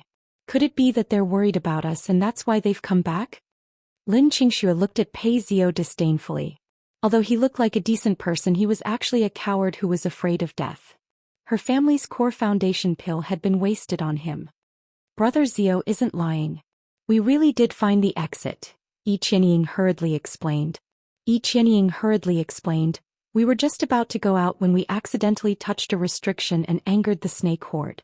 That's why we were chased here. Really? Lin Qingxue's tone was still doubtful. You make it sound as if it's the truth. Forget it, there's nothing we can do even if they don't believe us. Yun Ruoyu had only just recovered from her injuries. Although she'd consumed a life quintessence pill, she still wasn't confident in her abilities. And you call us cowards? You don't even dare to believe the truth, so you don't seem to have much courage. There's no reason for us to lie to you. Everyone wants to leave this place as soon as possible, Yun Ruoyao explained. All right, lead the way, Yun Ruoyan said decisively. Yun Ruoyu and Yun Ruoyao glanced at each other before leading the way. Yun Ruoyan glanced at the Lin sisters and Zhou Yifeng, motioning for them to follow. As they moved, the snake horde followed, not falling behind in the slightest. Pei Zio walked behind Yun Ruoyan, glancing at her from time to time. From his observations of Yun Ruoyan over the past few days, he was surprised to find that she had changed. She had become smarter, more agile and more decisive. These qualities deeply attracted him. His gaze landed on Yun Ruoyan's straight back. Her black hair was neatly tied into a ponytail, revealing her fair, slender neck. Her red robes accentuated her slender figure, accentuated by her slender figure. If one were to look at her from behind, they would think that she was a rare beauty. It was a pity that her face was ruined. Pei Zhou sighed in his heart. Ouch. Xianxia tripped over something. Coincidentally, Pei Zhou was distracted and didn't have time to catch her. She fell directly onto Yun Ruoyu, who was walking in front of her. You can't even walk properly and yet you're here for the trial? Are you here to die? Yun Ruoyu shook her off in disgust. I'm sorry. Xianxia apologized profusely. Pei Zhou frowned as well. He couldn't figure out why his father would recommend Xianxia. Shouldn't such a delicate girl be raised in the backyard? This sort of place was more suitable for a strong girl like Yun Ruoyan. He couldn't help but think of a way to marry these two girls, one to accompany him in his cultivation, and the other to be kept in the backyard. She would be able to comfort him when he was tired from his cultivation. As he thought of this, Pei Zhou couldn't help but smile in satisfaction. We're here. This is the place. Yun Ruoyu and Yun Ruoyao stopped in front of a cave-like place. We'll be able to leave the mystic realm from here. Pei Zhou walked to the entrance of the cave and pointed inside. By this time, the snake horde had retreated even further away and countless pairs of green eyes were staring at them. You two go first, Yun Ruoyan said decisively, glancing at Pei Zhou and Yun Ruoyao. Of course we'll go first. Yun Ruoyu walked into the cave. Yun Ruoyao, Xianxia and Pei Zhou followed closely behind. At the entrance, Pei Zhou turned back to look at Yun Ruoyan, only to find her staring back at him coldly. Although she sensed that his gaze was a little strange, she didn't take it to heart. The cave was very deep, and after walking for about 15 minutes, they still hadn't seen the exit. Yun Ruoyan asked, and the answer she received was that they were almost there. Yun Ruoyao and the others' footsteps also became faster and faster. Yun Ruoyan began to feel that something was wrong. Just as she was considering whether or not to turn back, she suddenly realized that there was a fork in the road ahead, and Yun Ruoyao and the others had suddenly disappeared. Chapter 33. Damn it! Yun Ruoyan couldn't help but curse. The inside of the cave was winding, and the deeper one went, the darker it became. She had been very careful to follow Pei Zhou, who was walking at the back. She didn't expect to see a fork after a turn. What was even more unexpected was that Pei Zhou's figure had only left her line of sight for a short moment when he turned the corner. By the time she caught up with him, there was no one in front of the fork in the road. Sister Ruoyan, why aren't you walking? Xianxia asked. Yun Ruoyan silently turned her body to the side, and Xianxia stared at the two dark caves in front of her, dumbfounded. Where are they? Which cave did they enter? I don't know. I got dumped. What? Dumped? Xianxia cried out. These people are too evil. We saved them, but they're biting the hand that feeds them. Don't let me see them again. Otherwise I'll teach them a lesson. Because Yun Ruoyan was in a hurry to get out of the maze, she took a risk and chose to trust Yun Ruoyao and the others. Although she had been very careful along the way, she hadn't expected to fall into Yun Ruoyao's trap in the end. I underestimated those people. Yun Ruoyan slowly clenched her fists. She had overestimated herself, thinking that even if the other party were to play any tricks, she would be able to neutralize them. Sure enough, it was impossible to guard against people who wanted to harm him. Lin Qingchen, who was walking in the middle, and Zhou Yifeng, who was bringing up the rear, were also furious. Based on how familiar those fellows are with this place, I can tell that they must have already explored this place thoroughly. What's their purpose in luring us here? Lin Qingchen asked. It can't be anything good. Lin Qingxue was very sure of her judgment. Let's not go any further. Let's turn back now. No. Zhou Yifeng rejected Lin Qingxue's suggestion. Lin said that there's a strong demonic snake aura behind us. Those snakes are still guarding the entrance of the cave. The saber-toothed tiger aura on my body can only confuse them for a moment. When they react, they will definitely attack us again.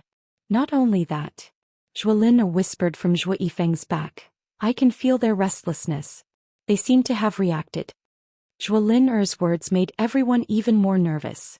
There was a wolf in front and a tiger behind. Then we can only move forward now.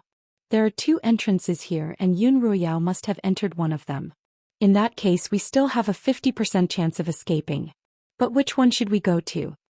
Everyone's gaze landed on Yun Ruoyan once more. If there was only one path in front of him, he would have to brace himself and take it no matter how dangerous it was. However, this was a damn multiple-choice question. On one side was the exit and on the other side was the unknown danger. How should he choose? Yun Ruoyan didn't know what to do. Chirp chirp. She asked Qiuqiu for help in her mind. Can you feel which of these two caves is the exit and which one is dangerous? I'm sorry, master. Qiuqiu's voice sounded rather awkward. I can't tell either, but you have to make a decision quickly because those demonic snakes are already close. The demonic snake's aura is approaching, Zhuo warned. Ruoyan, make your choice. We're all willing to follow you. Lin Qingqian's voice was calm. If we choose the right path, of course we'll be able to get out. But if we choose the wrong path, we'll definitely be able to overcome the danger as long as we work together. That's right, Ruoyan. You were even able to defeat such a powerful saber-toothed tiger, so there's nothing for me to be afraid of. Yun Ruoyan turned back to look at her companions. 3 people, 3 pairs of bright eyes. No for pairs. Zhuo peeked out from Zhuo Yifeng's shoulder and looked at Yun Ruoyan quietly. Yun Ruoyan slowly relaxed her clenched fists, a smile on her face. In her past life, she had alienated the people who truly loved her and given her heart to a man who was worse than a beast. In the end, she had died alone, filled with hatred. In this life, when she faced danger once more, she had friends and family who trusted her. Yun Ruoyan's anxiety suddenly calmed down. She turned her head away and pointed at the cave on the left. We'll take this one. Yes, the people behind her replied in unison. I'll say it again. Yun Ruoyan turned back once more, her gaze sweeping across the crowd. I won't let anything happen to you. By this time Yun Ruoyao, Yun Ruoyu, Yi Qianying and Pei Ziyou had already walked out of the cave. Look, there's someone over there. Yun Ruoyao pointed at a small river not far away, where a few people were cooking over a fire. Night had fallen once more. It's Lu Xing and Wang Kuang. Pei Ziyou's expression brightened. I recognize them. They're scions from the Yu Kingdom, and half a month ago they even asked my father to train their weapons. Looks like we've already walked out of the maze. Pei Ziyou turned back to look at the cave behind him with a complicated expression. Before entering the territory, Pei Yingxiong had specifically told him how to find the exit just in case. He hadn't said anything because he wanted to find an opportunity to get close to Yun Ruoyan. Unfortunately, that woman was far too ignorant. No matter how much he tried to lower himself, she would always ignore him. As a result, when they were surrounded by the saber-toothed tigers, he only hesitated for a moment before running away with Yun Ruoyao and the others, quickly finding the exit. But halfway through the cave he suddenly realized that if Yun Ruoyan and the others were lucky enough not to die, they would definitely spread the news once they left the territory. Even if they weren't punished by their families, they would become a laughing stock among their peers, and they would probably never be able to raise their heads again. Coincidentally, Yun Ruoyao had also thought of this possibility. As a result, they decided to head back. It would be best if they were dead, but if not, they would devise a plan to get rid of them. There was a secret to the exit of the maze that most people didn't know about, so many people might not be able to leave even if they found the exit. As a result, he had come up with this plan to lure them into the trap. He had been a little hesitant at first, but when he tried to sound them out, he received unanimous approval. It looks like the heavens really don't want you around, Yun Ruoyan. If only you'd spoken a little more to me, I might have seen some hope, and you wouldn't have ended up like this. Pei Ziyou sighed internally. Yi Qianying looked at his expression and thought that he was worried. Brother Ziyou, don't worry. Yi Qianying tugged on Pei Ziyou's hand. They won't have a chance to harm your reputation. Pei Ziyou looked at Yi Qianying, who was as gentle as water in front of him. He grunted lightly, but his hand silently rested on her waist.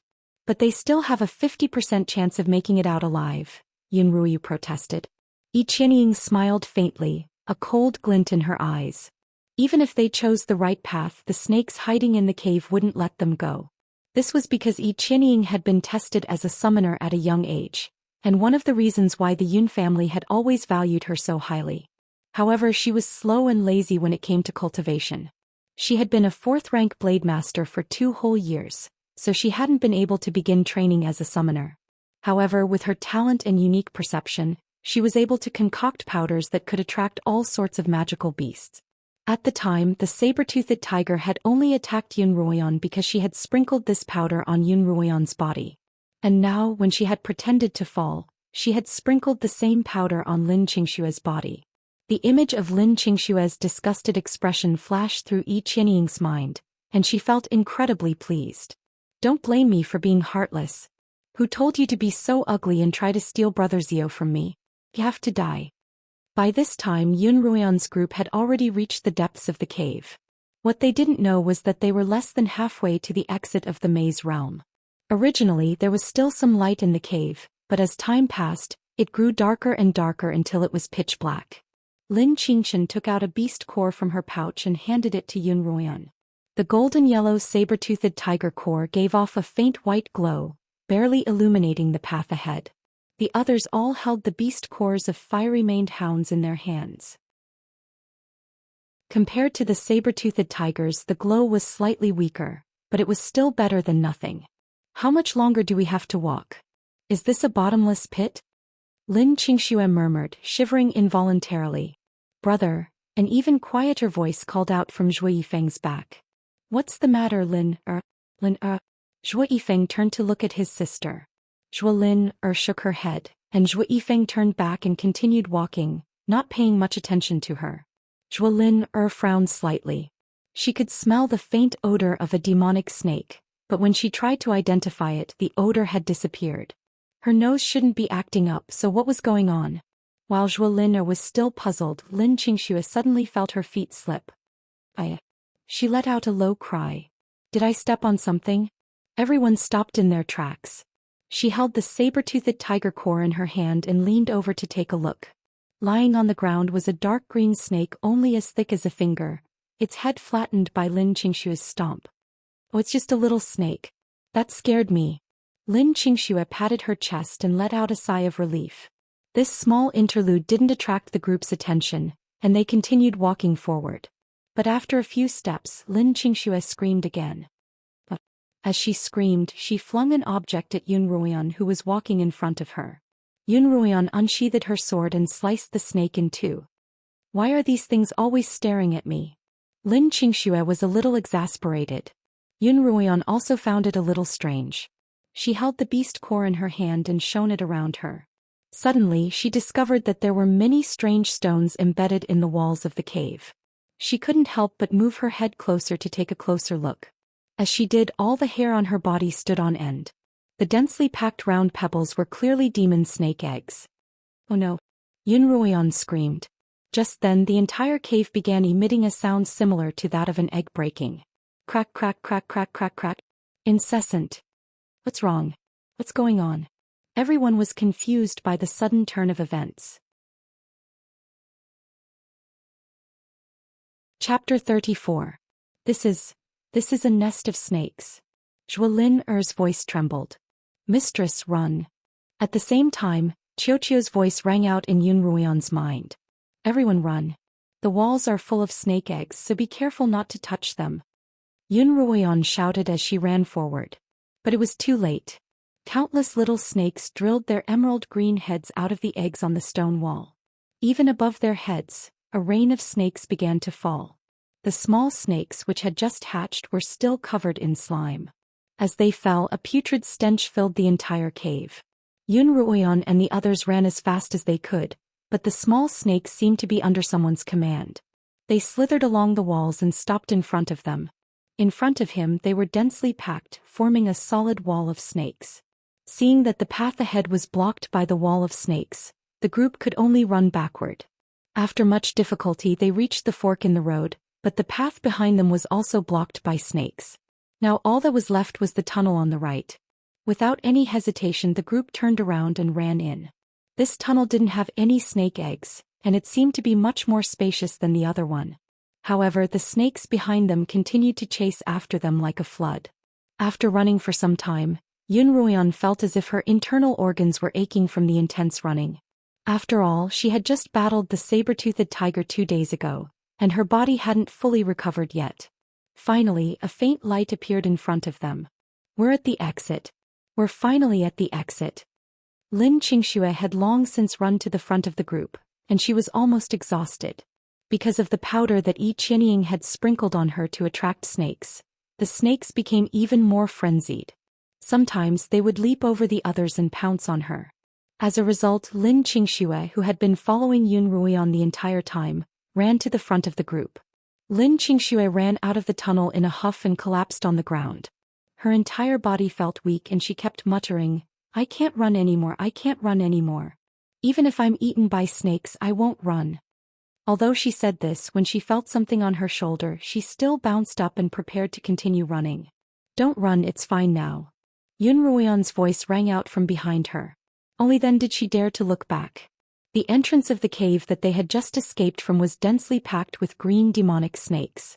Under the moonlight they intertwined with each other. Their tiny scales rubbed against each other and made a hair-raising sound. They kept sticking out their red tongues, which reminded people of some kind of disgusting bloodworms. But strangely enough, these terrifying demonic snakes that seemed capable of destroying everything stopped at the entrance of the cave. It was as if they were under some sort of restriction and didn't dare to take a single step out of the cave. "Why aren't the snakes chasing us anymore?" Lin Qingchen asked breathlessly as she sat on the ground. "Who cares? Anyway, I'm safe now." "How are the two of you? Are you hurt?" Yun Ruian asked the two girls. Zhou Yifeng had already put Zhuo Lin down. He wasn't panting like the others, but he didn't look too good. "Oh." Zhou Yifeng shook his head. "I just lost a tiger's fang." His usually expressionless face revealed a hint of pain. As he ran, he had to protect his sister. Although he felt the fang fall from his body, he didn't have the time to pick it up. That was a treasure from a mid-rank magical beast, and it could be used to forge at least 20 mid-rank arrowheads. How could he not be heartbroken? "Brother Zhui, it's fine. Under those circumstances, your life was more important." Lin Qingxue comforted him. "Brother, will have more treasures in the future. Our lives are more important." Zhuo Lin glanced at Lin Qingxue. For once, the two of them, who had always been at odds with each other, agreed.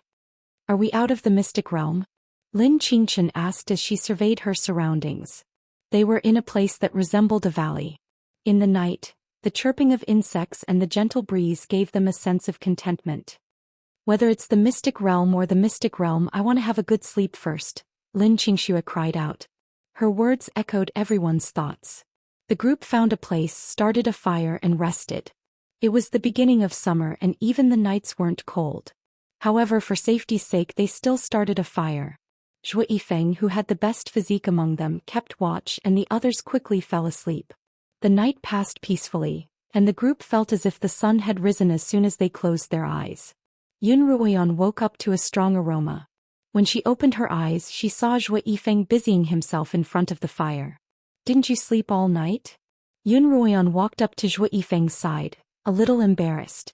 Last night they had agreed that Zhou Yifeng would keep watch for the first half of the night, and she would keep watch for the second half. But she really was too tired. She hadn't slept so soundly in both her previous and current lives. "Why didn't you wake me up?" Zhou Yifeng was busy turning the meat in his hands. Without turning his head, he replied, "Don't worry, I can go a few days without sleep." Looking at his serious profile, Yun Ruian found that not only were his eyes bright, but even his eyelashes were so long that they were slightly curled up, casting a line of shadows under the morning sun. It was quite a sight to behold. "All right."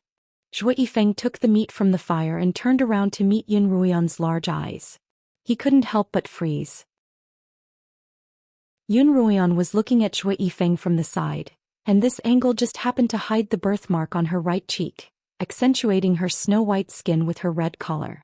In that instant, in Zhou Yifeng's eyes, Yun Ruian seemed to have turned into a completely different person. A beautiful, pure and untainted girl. Yun Ruoyan didn't think much of Zhou Yifeng's dazed expression. She smiled faintly and took the meat from his hands. "What's this? Is it a chicken or a big bird?" she asked, a relaxed smile on her face. "It smells so good." Lin Qingxue's voice rang out from behind them. The two of them turned around to see that Lin Qingxue had appeared behind them at some point, and because they were so relaxed they didn't even notice. "Sister Ruan, Brother Zhuo, good morning." Lin Qingxue greeted them with a bright smile. "Good morning, you're awake." "Here." Yun Ruoyan handed the meat in her hands to Lin Qingxue, her face still smiling but her heart skipped a beat. Why had her guard been so low lately? When she'd first been reborn, Yun Ruoyan had been like a bird startled by the mere twang of a bow. She didn't dare trust anyone and she was constantly on guard. There was a period when she slept with one eye open and the other closed, and when she ate she had to secretly test her food with a silver needle before she dared to eat. However, ever since he entered the Arcana realm his vigilance had somehow dropped. Here, there's more here. Zhou Yifeng handed her yet another piece of meat. Yun Ruoyan took it and ate as she reflected on her actions. When she'd first been reborn she'd been isolated and helpless. Now that she had friends she could trust, she'd unknowingly let down her guard. Wasn't this also a form of dependence? Once this habit of relaxation became a habit, what would she do when she found herself isolated and helpless again? Sister Ruoyan, you've eaten 2 portions. Qingqian's going to starve. Lin Qingxue suddenly exclaimed. Only then did Yun Ruoyan snap out of her daze. She looked down at the roasted chicken in her hands and all that was left was a skeleton. She'd eaten such a large roasted chicken all by herself. I'm already full after eating half of it. Sister Ruoyan, how can you eat so much when you're so skinny? Lin Qingxue's slightly round face was full of surprise. How do you maintain such a good figure? Burp. Yun Ruoyan opened her mouth and burped loudly. Ha ha. Lin Qingxue laughed out loud. Sister Ruoyan, you're too cute, ha ha. Burp. As if responding to Lin Qingxue's mockery, Yun Ruoyan burped again. Ha ha. Lin Qingxue couldn't even stand up straight from her laughter. Yun Ruoyan, on the other hand, kept burping, her face turning from white to red, then back to white again. Oh my god. Was the cold and aloof image she'd worked so hard to establish ever since her rebirth going to crumble just like that? No, she had to hold on. Burp. Zhou Yifeng wasn't as expressionless as Lin Qingxue. His face was still as expressionless as ever, but his beastkin's bright eyes were filled with mirth. For the rest of the day Lin Qingxue's mouth didn't stop. First, when Lin Qingqian woke up she imitated the scene vividly for her. Then during mealtime she repeated the scene in front of everyone. Even Zhuo Lin was amused by her. I thought I was the only glutton, but it turns out that Sister Ruoyan is even more gluttonous than I am. You've been burping all day. Burp. Lin Qingxue once again imitated her perfectly. In front of this naive sister Yun Ruoyan couldn't lose her temper. All she could do was lower her head and pretend as if nothing had happened. It looked like she had to think of a way to win over this little sister of hers. Otherwise, as long as Lin Qingxue was around, her cold and aloof image would surely crumble from the imperial territory to the capital. Fortunately, her burping had gotten better by the evening, or even she herself wouldn't have been able to take it. In the morning they had discovered a path in the valley, the only path. They had been walking along this path for an entire day, and although they hadn't encountered any powerful magical beasts, they did find quite a few precious herbs. For example, 100 herb heads and rings of sleep were mid-grade ingredients that could be used to make ointments for external injuries. Stargrass and mulch mushrooms were high-grade ingredients that could be used to make pills that could heal internal injuries. Other mid-grade and low-grade herbs could be found all over the place, as if they could see a small patch of herbs that would be worth hundreds of taels of gold in the capital every few steps. Yun Ruoyan had taken advantage of the moment when no one was paying attention to her to store quite a few herbs in her pocket dimension. Sister Ruoyan. Lin Qingqian walked up to Yun Ruoyan's side and whispered, "Why are there so many spiritual herbs here? Did you sense something?" Yun Ruoyan went straight to the point. Usually, places where spiritual herbs and spiritual herbs grow are the center of a region's spiritual energy. Do you think we've already reached the center of the imperial territory? Lin Qingqian revealed her conjecture. She had been studying medicine by Lin Zainan's side for quite some time, and she was quite knowledgeable about the matter. Actually, this question had also surfaced in Yun Ruoyan's mind. Had they accidentally stumbled into the heart of the imperial territory? The imperial territory was a ring-shaped area, and the spiritual energy was the weakest on the periphery, as were the spiritual herbs and beasts. The deeper they went, the denser the spiritual energy became, and the more spiritual herbs and beasts there were, naturally of higher quality. Based on the current situation, they had indeed entered the center of the territory. But why are there only spiritual herbs here and no beasts? Lin Qingqian asked. Qiu, mistress. Brother. Qiu and Zhuolin cried out at the same time. There were beasts in front of them. Chapter 35. Yun Ruoyan and Lin Qingqian's guess was correct. Not only had they exited the mystic realm, but they had also stumbled into the heart of the imperial territory, the Thousand Herb Valley. Yun Ruoyan hurriedly led everyone back, hoping to avoid the magical beasts in front of them. However, before they could leave the valley, Zhuolin and Qiu began to sound the alarm again. There were also magical beasts behind. Can you tell what rank the beast is? Can we deal with it? Yun Ruoyan asked Qiu mentally. After a few battles with magical beasts, Yun Ruoyan was quite confident in her team's abilities. As long as it wasn't a beast as powerful as the saber-toothed tiger, they would still stand a chance. However, before Qiu could answer him, Zhuolin started crying in fear. Big brother, run. There are so many magical beasts. Is it a herd of beasts? Zhuo Yifeng turned to ask his sister. Zhuolin's face was pale as she nodded repeatedly. At this moment, the sound of stampeding beasts could be heard from both the front and the back. The sound of stampeding was getting louder and louder, accompanied by smoke and dust.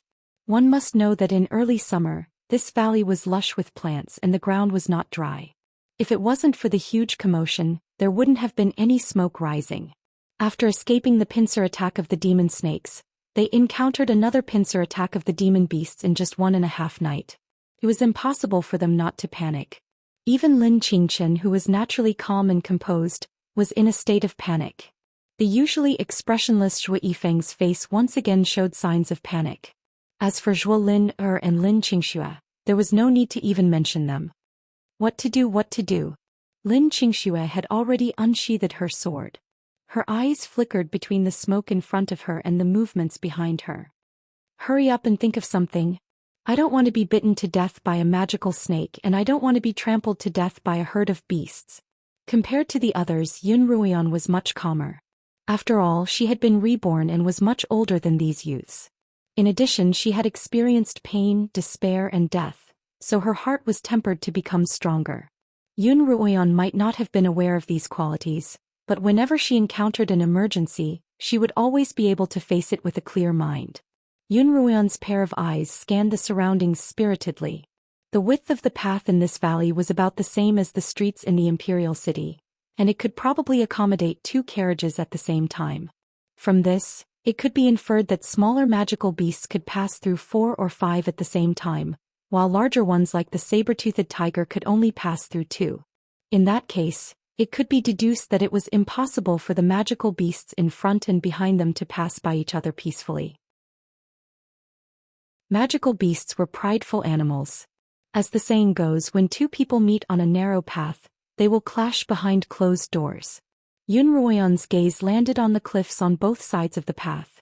The cliffs were quite steep, almost perpendicular to the ground. There were some jagged rocks on it as well as some unknown wild plants. Climb up. Yun Ruoyan shouted, decisively climbing up the cliff. The sound of the stampede of beasts could already be heard by their ears, and the crowd couldn't help but follow Yun Ruoyan. Just as they climbed up more than 20 meters, their footsteps were as fast as lightning. Crackle. Bang bang bang. Dong dong dong. All sorts of sounds were accompanied by a cloud of dust, almost drowning Yun Ruoyan's group. Yun Ruoyan stepped on a protruding rock on the cliff, her hands clinging to a crooked tree as she twisted her upper body to look down. She could see thousands of magical beasts moving on their backs, each with a different kind of horn. Because there were so many of them and because the path in the valley was so narrow, there were occasional stampedes, as well as the pained cries of beasts with broken horns. The group couldn't help but be stunned by the scene in front of them. They had grown up in the capital and they had never seen so many magical beasts before. There weren't that many beasts outside the imperial territory, at least not within the borders of the Li Kingdom. Even the scions of the larger families who practiced fighting with magical beasts would do so in the training grounds of their family academies, where their instructors would release captured or injured magical beasts. And such opportunities weren't often available. After all, there weren't that many magical beasts and capturing them was even more difficult. Qiu. Qiu chirped excitedly in Yun Ruoyan's mind. Mistress, these are all herbivorous magical beasts. If you encounter them when they're not running, as long as you don't agitate them, they won't be in any danger. Look, those are long-horned goats, and there's also a flaming horse. Following Qiuqiu's instructions, Yun Ruoyan could see that among the beasts below were those with long horns that looked somewhat like goats, but much larger in size. These were the long-horned goats. The flaming horses were at the very front of the pack. They looked no different from regular horses, except that their manes were fiery red. When they gathered together, they looked like clusters of flames, which was why they were called flaming horses. There was a magical beast record of the 4 empires on the Qinyuan continent, which recorded tens of thousands of magical beasts, ranging from small ones like the medicinal rabbit to mythical beasts that Yun Ruoyan and the others had never seen before. However, this record had always been kept in Kongming Academy's Jade Palace, and most people had never had the chance to see it. There were only a few incomplete copies on the market. Bang, bang, bang, bang. In front of them, there was a sudden deafening crash, as well as the roars and howls of countless magical beasts. The 2 groups of beasts had collided not far in front of them. Yun Ruoyan and the others couldn't see what was happening in front of them, but from the sounds and the dust that filled the air, they could tell how terrible the situation was. Oh my God! Lin Xianxia couldn't help but cry out as she looked at the beasts that were still running forward. If this continues, who knows how many beasts are going to die? We're going to be rich. Lin Xianxia pointed at the dust in front of them. That dust is moving backward toward us. Sure enough, the cloud of dust was slowly returning to where Yun Ruoyan and the others were. It looks like the 2 groups of beasts are clashing, and our side isn't a match for them. Let's hurry up and climb up. Yun Ruoyan began crawling up the cliff face on all 4s. Oh my God, it's killing me. Lin Xianxia wailed as she looked at the precipitous cliff face above her. The Lins were different from the other families. Because of their small population, they didn't have a family academy, and Lin Zainan didn't hire a coach for them. Instead, he taught them personally. He was even stricter with Lin Xianxia, and he unconsciously relaxed around Lin Xianxia, who had a cheerful personality but was quite clever in cultivation. Thus, although the 2 sisters weren't bad at cultivation and fighting ability, they were a little lacking in terms of physical training. After hanging from the cliff for a short while, Lin Xianxia's arms were already sore and her legs were trembling. The few of them climbed another dozen meters up the cliff face, and it was also during this time that the 2 groups of beasts had reached the foot of Yun Ruoyan and the others. The screams and cries were so loud that their eardrums were about to burst. Those magical beasts that were smaller in size were directly sent flying, their bodies spinning in midair before falling with a thud and disappearing without a trace. The scene of such a tragic collision was something that the few of them would probably never forget for the rest of their lives. Careful. Yun Ruoyan suddenly saw the body of a beast the size of a pig being sent flying straight at Zhou Yifeng. Although Zhou Yifeng's movements were nimble and his stamina was the best of the group, it wasn't difficult for him to dodge the attack. The problem, however, was that Zhou Lin, who was behind him, was already struggling to hang on to her brother's body. If Zhou Yifeng's movements were any bigger, she might very well be thrown off. Yun Ruoyan watched as the beast's body was about to hit the siblings, but it was too far away for her to do so. Just then Zhou Yifeng moved. He turned around and shielded his sister between himself and the cliff face. Then he grabbed a small tree branch on the cliff face with one hand and grabbed a dent in the cliff face with the other. Then he raised his right leg and kicked the beast's head with incredible precision. Bang! The half-dead magical beast was struck in its vital spot and died before it could even land on the ground. At least it avoided the pain of being trampled on. Brother Zhou, you're amazing. Lin Xianxia couldn't help but exclaim. If not for the fact that she was holding onto the cliff face with both hands, she would have applauded loudly. But just as everyone was heaving a sigh of relief for Zhou Yifeng and his sister, the stone beneath Zhou Yifeng's feet began to fall off due to the force he had exerted. Ah! Following the exclamations of several people, one of Zhou Yifeng's legs was already suspended in the air. He hurriedly adjusted his position, trying to find a new foothold, but the stone beneath his other foot also fell off. For a moment, Zhou Yifeng's entire body was suspended in midair, his entire body weight resting on his 2 strong arms. Don't move. Wait for us to pull you up. Even someone as calm as Yun Ruoyan couldn't help but panic. Lin Xianxia was so frightened that she was on the verge of tears. If she fell, she would be trampled by the beast horde until not even a speck of her remains remained.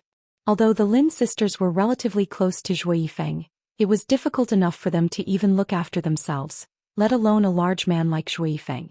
Only Yun Ruoyan could save them. Step by step, Yun Ruoyan began to crawl toward Zhou Yifeng.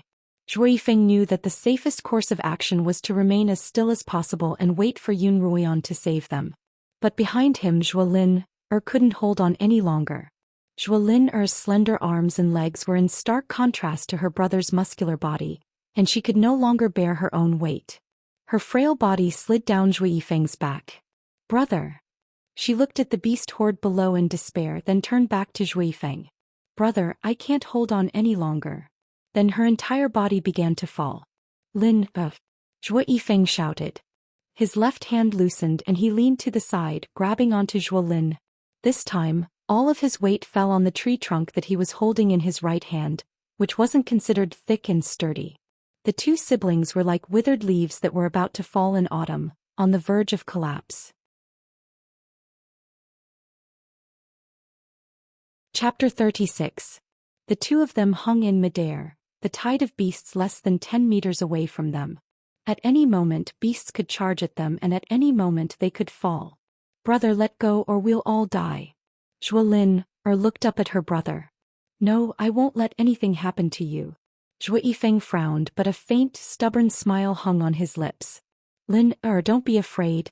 I promised Mother that I'd protect you for the rest of your life, and I'll do it." "Brother Zhou." Lin Xianxia was already crying. Don't move. I'm coming to save you." She tried to move to Zhou Yifeng's side. But she was already out of energy, and this movement almost caused her to fall. "Xianxia, don't move. Take care of yourself first." Lin Xianxian called out anxiously. Although Lin Xianxian was also worried about the Zhou siblings, she was more rational than Lin Xianxia. She knew that taking care of herself was the best way to help everyone. "But Brother Zhou and the others."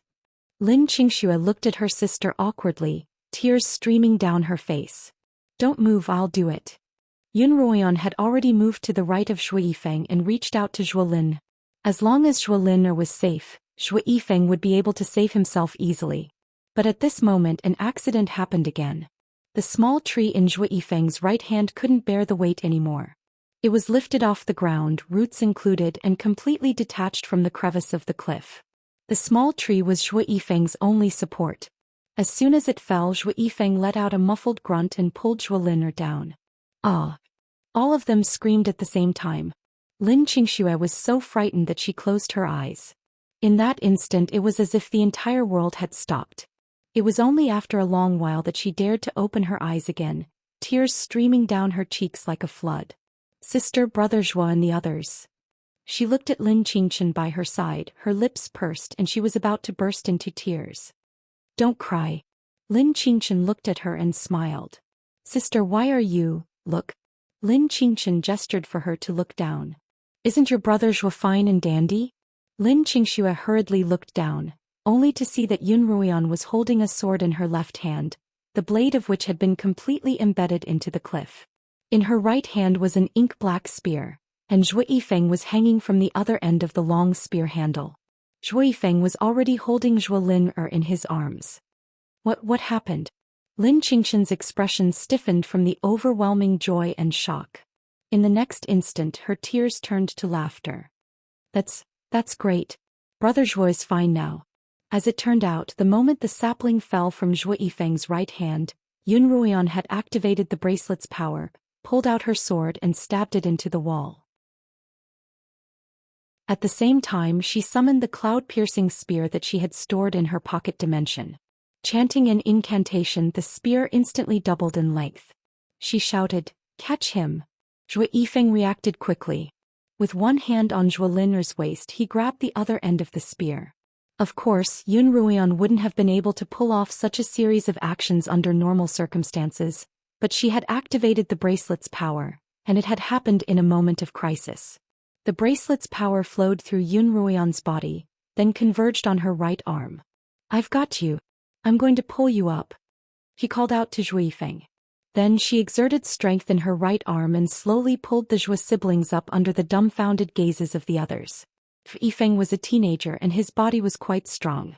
His own weight combined with Zhou Lin's was undoubtedly a staggering weight. Yun Ruoyan, a seemingly frail 13-year-old girl, was actually able to lift such a heavy weight with just one hand. How could they not be shocked? Zhou Yifeng's shock didn't need to be mentioned. The Lin sisters were no longer calm. Sister Ruoyan, you're so strong.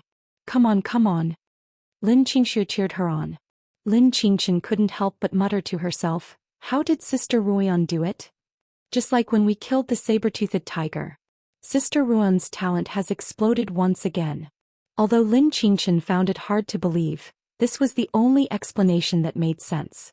Moreover, she wasn't the type of person who would waste time on such trivial matters, so she tossed the question to the back of her mind.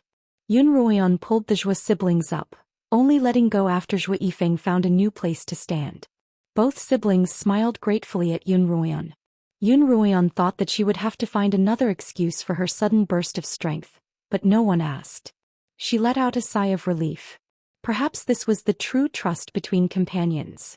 Even if some things were difficult to explain, they would still choose to believe her. After the lies and persecution she'd experienced in her past life, she might never be able to trust others like this again, but she wouldn't let down anyone who was willing to trust her. Thank you for saving us.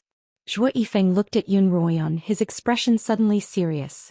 Yun Ruoyan smiled nonchalantly, then began to chant an incantation to shrink her spear to the size of a flute, and hung it by her waist. We beastkin have a rule. If someone risks their life to save us in a crisis, then our lives are his. Zhou Yifeng suddenly exclaimed. Yun Ruoyan's gaze finally landed on Zhou Yifeng's face. Just as seriously, she replied, it's not that serious. You've helped us before, so we're even. No, we swore an oath to the Beast King that we'd treat our saviors as if they were our own masters. Although Zhou Yifeng said this, Yun Ruoyan didn't take it to heart. After all, who would willingly become someone else's servant? Even if the Beastkin race really did have such a rule, if she didn't want to, could he force himself on her? Seeing that Yun Ruoyan wasn't responding to him, Zhou Yifeng didn't pursue the matter, but his brows furrowed stubbornly. The tide of beasts only began to subside in the evening. Looking down at the sparse horde of magical beasts and the corpses strewn all over the ground, the group let out a collective sigh of relief. It was finally over, and their hands and feet were almost no longer their own. When night fell, the tide of beasts finally ended. The group slowly climbed down the cliff, where the narrow path was littered with the corpses of magical beasts. We're really going to be rich this time. With all these treasures, I'd be willing even if I couldn't enter Kongming Academy. Lin Xianxia couldn't stop smiling. Why didn't grandfather give us his larger spatial pouch? With so many magical beasts, just their cores alone wouldn't be able to hold them all. What a waste. Seeing so many treasures waiting for them, the group was incomparably happy, and they instantly felt that the scare they'd endured on the cliff had been worth it. Because they'd spent the entire afternoon climbing the cliff, they really didn't have the energy to deal with the corpses, so they returned to the spot where they'd rested the night before. The night passed peacefully, but Zhou Yifeng still insisted on keeping watch by himself. Yun Ruoyan couldn't overcome his stubbornness, and using the bracelet's power again during the day was quite tiring for her. She didn't insist, and she closed her eyes and fell asleep. On the second day, when she woke up, she found Zhou Yifeng leaning against a rock, asleep. Even if his body was made of iron, it couldn't withstand such torture. Besides, he still had to take care of Zhou Lin and prepare food for everyone. Looking at his sleeping face, she suddenly felt that it wouldn't be a bad idea to have such a capable person by her side. However, her gaze landed on Zhou Lin, who was lying on Zhou Yifeng's lap, and she shook her head. It wasn't that she disliked Zhou Lin. On the contrary, the sickly girl was quite sensible. It was just that she felt that the path she was about to embark on would be difficult, and she wasn't suited for Zhou Lin. Wake up, everyone, wake up. Yun Ruoyan stood up and roused everyone. In the blink of an eye, it was already the 5th day since they'd entered the imperial territory. There were still 5 days before they had to reach the entrance point. Their journey here hadn't been smooth, and the journey back probably wouldn't be smooth either, so it was best to make haste. Ah! Zhou Yifeng sat up abruptly. How did I fall asleep? The few of them also came to their senses after hearing his cries. You haven't had a good night's sleep in days, so it's no surprise that you fell asleep. Yun Ruoyan smiled, not at all blaming him. Zhu Yifeng was still embarrassed. I'll go prepare some food. He ran toward the small path where there were many corpses of magical beasts, and he didn't have to spend much effort hunting. Although it was early summer, the imperial territory was rich in spiritual energy, and the magical beasts themselves possessed spiritual energy, so their corpses could often remain fresh for long periods of time. Not far from where Yun Ruoyan and the others were resting was a stream. The girls took advantage of Zhou Yifeng's absence to wash up, but they heard Zhou Yifeng's call. His voice was clearly anxious. What could have caused such a calm person to be so anxious? The girls were a little confused and worried. What's the matter? Yun Ruoyan was the first to walk up to Zhou Yifeng. Come with me to the small path at the entrance of the valley. Zhou Yifeng frowned. What's the matter? Lin Qingshan also walked over. Zhou Yifeng's expression was not only anxious, but also more confused than Yun Ruoyan and the others. His straight, black brows were deeply furrowed. More than half of those magical beasts' corpses disappeared overnight.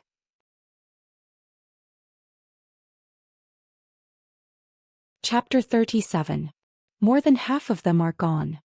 Zhou Yifeng's description of the situation shocked the group. How is that possible? How could so many magical beasts suddenly disappear? Lin Qingshan stared at Zhou Yifeng, her eyes wide. Come with me and you'll know. Zhou Yifeng didn't explain further, because he didn't know how to explain it himself. The group arrived at the valley where the beast tide had taken place. Indeed, less than a third of the path that had been filled with the carcasses of the beasts was now empty. Everyone look. Lin Qingshan walked up to one of the carcasses. There are bite marks here. Yun Ruoyan recognized the carcass as a long-horned goat. She had once seen it in a fragmented record of 10,000 beasts. It liked to eat all sorts of spiritual herbs and was a mid-tier beast. Lin Qingshan pointed at a wound on her thigh and said, That's right. Look at these teeth marks. They weren't trampled but bitten by a beast with sharp teeth. Zhou Yifeng walked over to take a closer look. Because the beasts had all died from being trampled, the wounds on their bodies were so severe that no one had noticed. However, Lin Qingshan had always been careful and she often bandaged the wounds of her patients, so she had noticed. The group looked at the other carcasses and found that there were quite a few bite marks. Were the corpses of these magical beasts eaten by other magical beasts? Qiu, Yun Ruoyan called out to Qiu in her mind. Qiu, mistress, what's the matter? Qiu yawned. Did you hear anything last night? Qiu was a little embarrassed. I fell asleep last night too. Although Qiu was a mythical beast, it had been sealed for so long that it wasn't very powerful. Could only hide in the pocket dimension and like humans, it needed adequate sleep. As a result, when Yun Ruoyan didn't call out to it, it was either cultivating or sleeping. Let's not worry about that for now, Yun Ruoyan decided. Yun Ruoyan decided not to dwell on these issues and focus on the main point.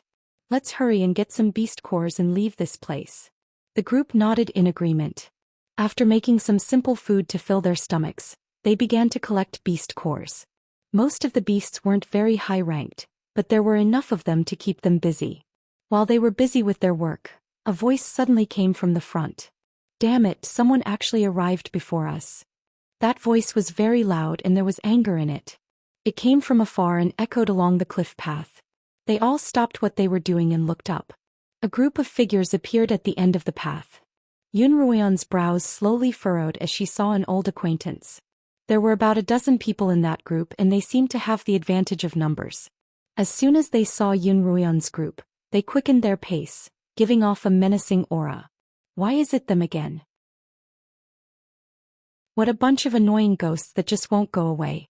When Lin Qingshan saw the faces of the group, her expression and tone were filled with disgust. When Yun Ruoyan and the others saw Yun Ruoyan and the others, they were equally shocked. Never in their wildest dreams would they have expected that Yun Ruoyan and the others would have escaped from the demonic snake's nest, and that they would have reached the heart of the imperial territory, the Thousand Beast Valley, before them. Yun Ruoyan's gaze swept past Yun Ruoyan and the others, before landing on a youth dressed in a dark blue robe. He was the one who said, "Damn it, someone actually got here before us." This youth was as tall and burly as Zhou Yifeng, and his rugged face carried a hint of viciousness. One look was enough to tell that he wasn't a kind-hearted person. From his loud shout, Yun Ruoyan could tell that this person was probably stronger than everyone else present. Without the bracelet's help, she naturally wouldn't be a match for him.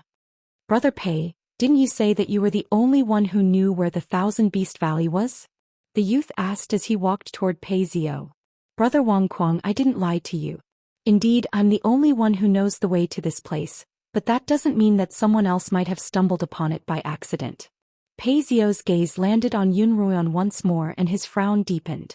Pei Zio's father, Pei Xiong, was only a 5th-rank forge master, and his status in the Li Kingdom could only be considered above average. However, he had managed to obtain many useful secrets by forging weapons for the imperial family. Once he had taken advantage of the opportunity to forge weapons for the head guard of the imperial territory and invited him to a drink. In doing so, he had managed to obtain an important secret regarding the territory. In the depths of the imperial territory, there was an unknown place known as the Thousand Herb Valley. The valley was rich in spiritual energy and a large number of precious herbs grew there. These herbs attracted a large number of herbivorous beasts within the territory. Because of the large number of beasts, there would be a beast stampede every summer, resulting in the deaths of large numbers of beasts.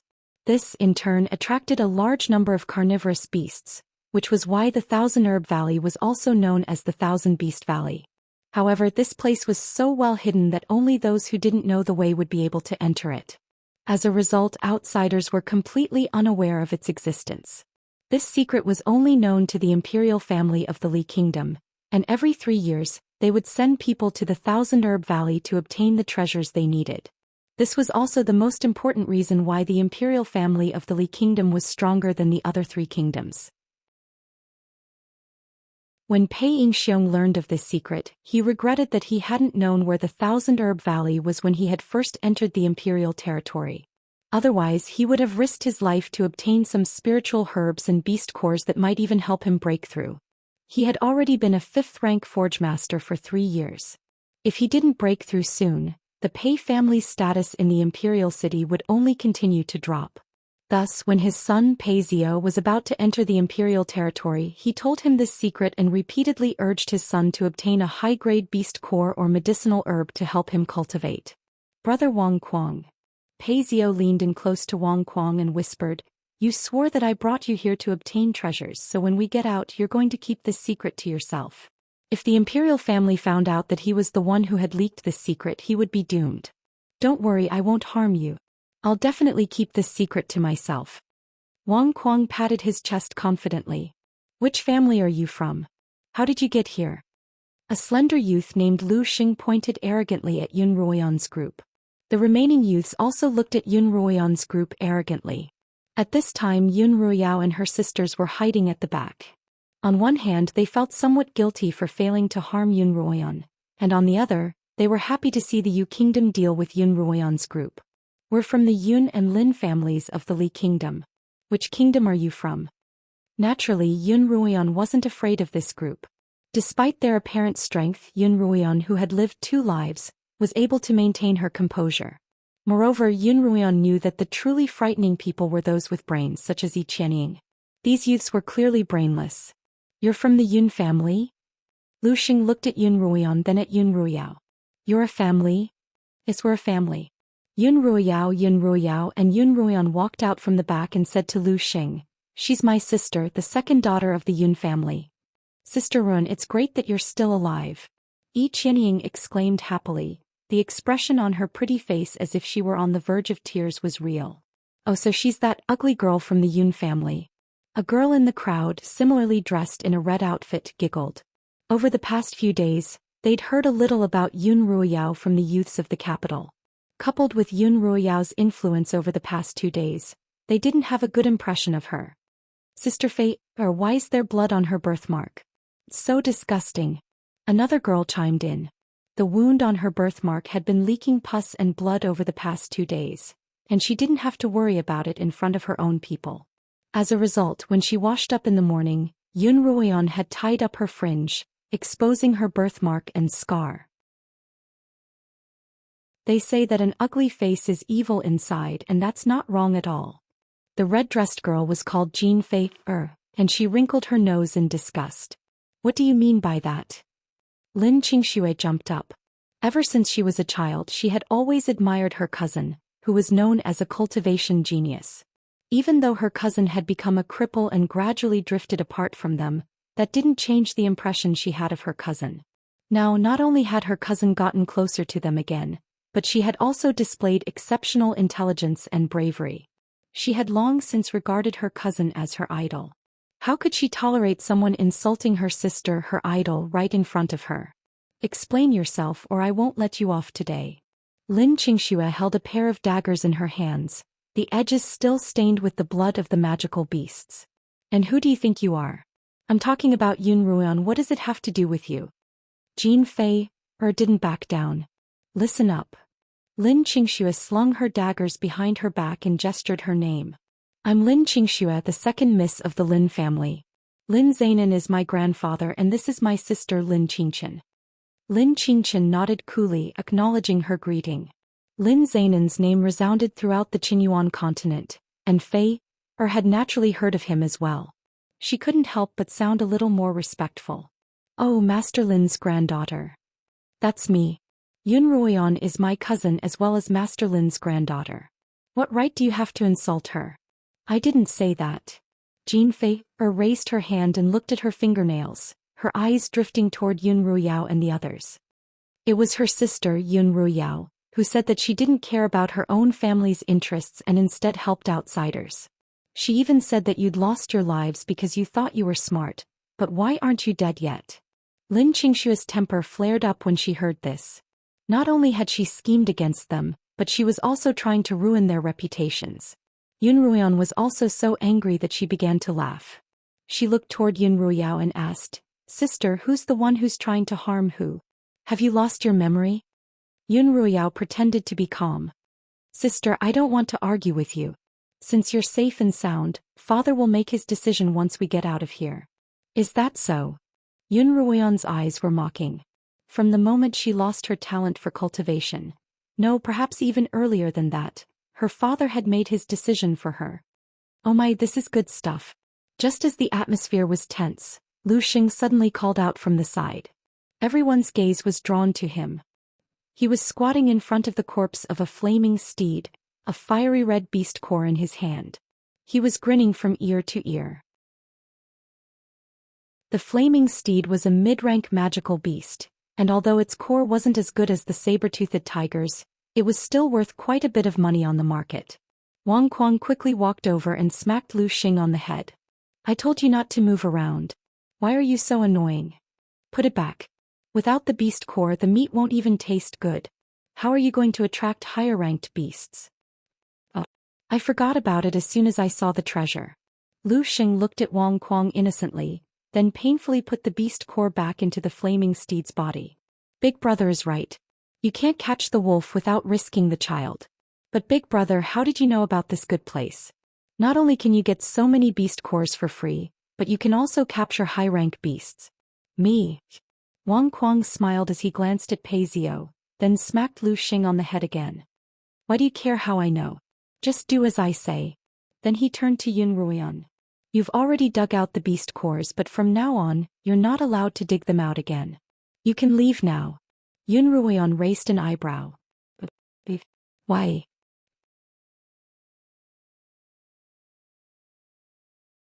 Chapter 38. Wang Kuang hadn't expected that the thin, ugly girl in front of him would speak in such a manner, and her tone even seemed a little provocative. Oh. A sinister smile appeared on his face. So you still want to stay? What right do you have? He rubbed his chin with interest. What right do I have? Yunruoyan raised her head and puffed out her chest, not bothering to hide her frightening appearance. After all, she didn't rely on her looks but on her strength. Because of this, Yunruoyan stretched out her right hand and slowly clenched it into a fist. Ah! Wang Kuang looked at the clearly underdeveloped, skinny girl in front of him, clenching her small hand into a fist and saying, because of this. He was truly amused. Because of that? He pointed at Yunruoyan's small fist as he looked to his left and right. Ha ha. Lu Xing clutched his stomach as he laughed. He stretched out his own fist and squeezed his voice. Because of this? Using my little fist to punch your chest? Ah. Another burst of laughter followed. The others also began to laugh at Lu Xing's tone and actions, and Yun Ruiyao and the others also looked at him disdainfully. Only Pei Zio's expression was serious. He'd seen Yun Ruoyan's nimble movements before, and not to mention her cultivation level, just the strange footwork she'd displayed against the saber-toothed tiger had left a deep impression on him. And how had Yun Ruoyan and the others managed to escape from certain death twice? Was it purely luck? His gaze swept over the tiger's fang at Zhu Yifeng's waist, and he had a feeling that things weren't as simple as they seemed. Sister Ruoyan, you're only a third-rank blade master and you can't even compare to me, so don't force yourself.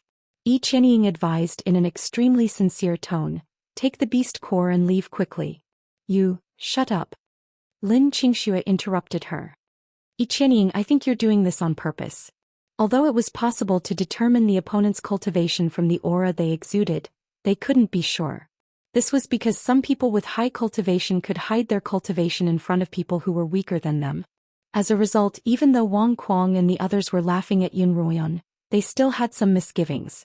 This girl looked so weak, but her calm demeanor didn't match her cultivation at all. There were only two reasons for this to happen. First, the little girl was pretending to be weak to eat the tiger. Secondly, this little girl was someone who didn't know the immensity of heaven and earth.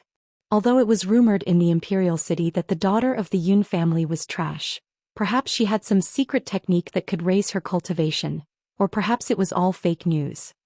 I'm not talking nonsense. I'm doing this out of kindness. I don't want you to suffer any losses, Yi Qianying said softly, feeling wronged. Ever since 3 years ago when Sister Ruoyan's cultivation didn't improve, the family academy gave up on her. Don't force yourself, okay? Yun Ruoyan glanced at him coldly. Indeed, a dog that bites doesn't bark. While pretending to be a good person, he'd completely exposed her true colors. Under Yun Ruoyan's gaze, Yi Qianying couldn't help but hide behind Pei Zio. So the rumors were true. At first, Wang Kuang had been a little hesitant, but after Yi Qianying's words he didn't have the slightest bit of hesitation. It seemed that he really had met a young miss who didn't know the immensity of heaven and earth. What's wrong? Yun Ruoyan looked at Wang Kuang with a faint smile. Are you afraid? I'm afraid. Wang Kuang felt that this was the funniest thing he'd ever heard in his life. Not only did this ugly girl not know the immensity of heaven and earth, but she was also a little foolish. I don't want to fight an idiot. You go. He motioned to Lu Xing by his side. All right. Lu Xing rubbed his fist and walked up, a smile on his face. I'm here to punch you in the chest with my little fists. Sister Ruoyan, I'll go. Lin Qingxue was about to step forward when Lin Qingchen grabbed her. From his aura I can tell that he's a peak 4th rank blade master. You're only an early 4th rank blade master, so you're not his match. Let me, Zhu Yifeng said. I only need a single punch to deal with a small fry like him. No. Yun Ruoyan's tone was light, but her meaning was clear. I'll do it. But Sister Ruoyan. Everyone objected at the same time. Don't you trust me? Yun Ruoyan's tone was still light, but she exuded an aura of confidence. Sister Ruoyan, of course we trust you. Lin Qingxue exclaimed. I trust you too. Lin Qingchen nodded. Almost all of the dangers they'd encountered along the way had been resolved by Ruoyan, who seemed to be the weakest of them all. What reason did they have not to trust her? She was always able to make the impossible possible. A smile appeared on Yun Ruoyan's solemn face. He liked the feeling of being trusted. She took 2 steps forward and stood opposite Lu Xing. Please advise me. Zhu Yifeng gently put Zhuo Lin down and walked to the side, near where the two were about to fight. As soon as Yun Ruoyan was in danger, he would rush forward without hesitation. All right. Although you're so ugly that I don't like it, I'll still guide you. Lu Xing smiled carelessly, his gaze impolite as he looked Yun Ruoyan up and down. I won't take advantage of you. To tell you the truth, I'm already a peak 4th rank blade master, so I'd advise you not to try anything funny. Shut up. Yun Ruoyan unsheathed the sword at her waist and charged at Lu Xing, her speed quite fast. In the blink of an eye, the tip of her sword was aimed at Lu Xing's head. Before Lu Xing could even draw his sword, Yun Ruoyan's sword had already arrived in front of him. He cried out in shock as he ducked and barely dodged the blade, but a tuft of hair on his head was cut off. Watch my sword. Yun Ruoyan didn't give Lu Xing any time to breathe. Her footwork was strange and her sword was like the wind. Swoosh swoosh swoosh.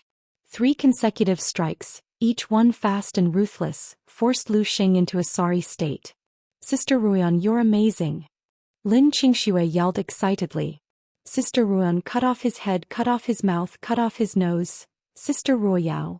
Yun Ruoyu's face was pale as she glanced at Yun Ruoyao. How is Yun Ruoyan so strong?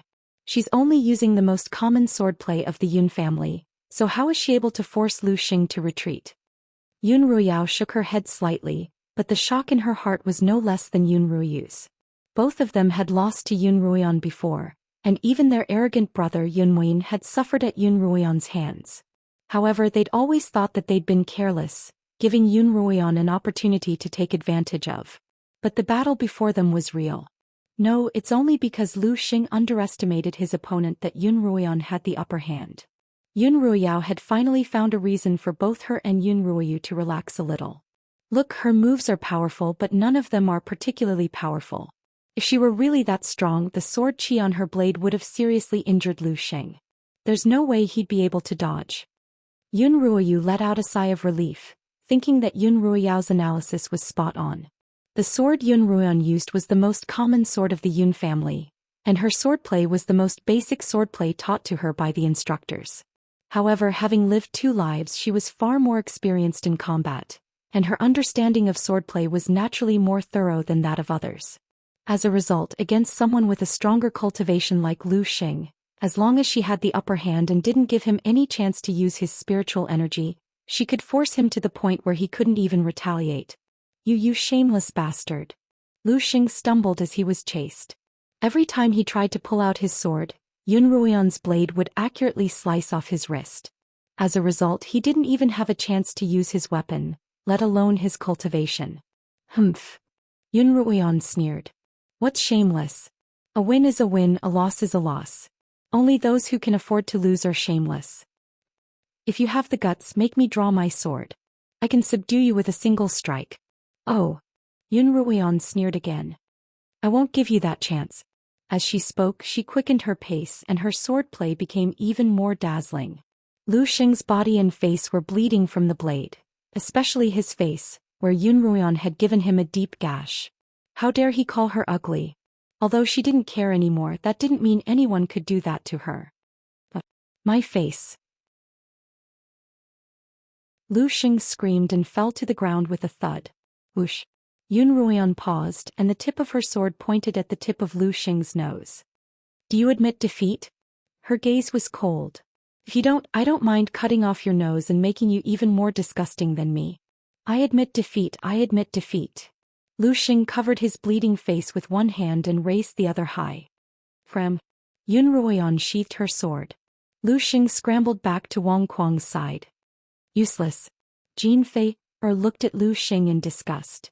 You can't even draw your sword? What have you been doing all this time? In the eyes of an ordinary person, Lu Xing had lost very miserably. His opponent was able to force him to the point where he couldn't even fight back with just a sword technique. His so-called peak level 4 spirit force cultivation didn't even need to be used at all. Lu Xing, on the other hand, looked aggrieved, but he couldn't quite put his finger on it. He just felt that he was clearly stronger than his opponent, but he had lost in such a baffling manner. If you're so good, you can do it yourself. He yelled at Jin Fei. That vicious girl. She's really ruthless. I'm really going to be disfigured this time. Blood continued to seep out of his face, and he couldn't stop it no matter how hard he tried. Who knew how many blood vessels Yun Ruoyan's sword had severed? Fine, I'll do it. Jin Fei said nonchalantly. She drew her sword from her waist and smiled at Lu Xing. Wait for me to avenge you.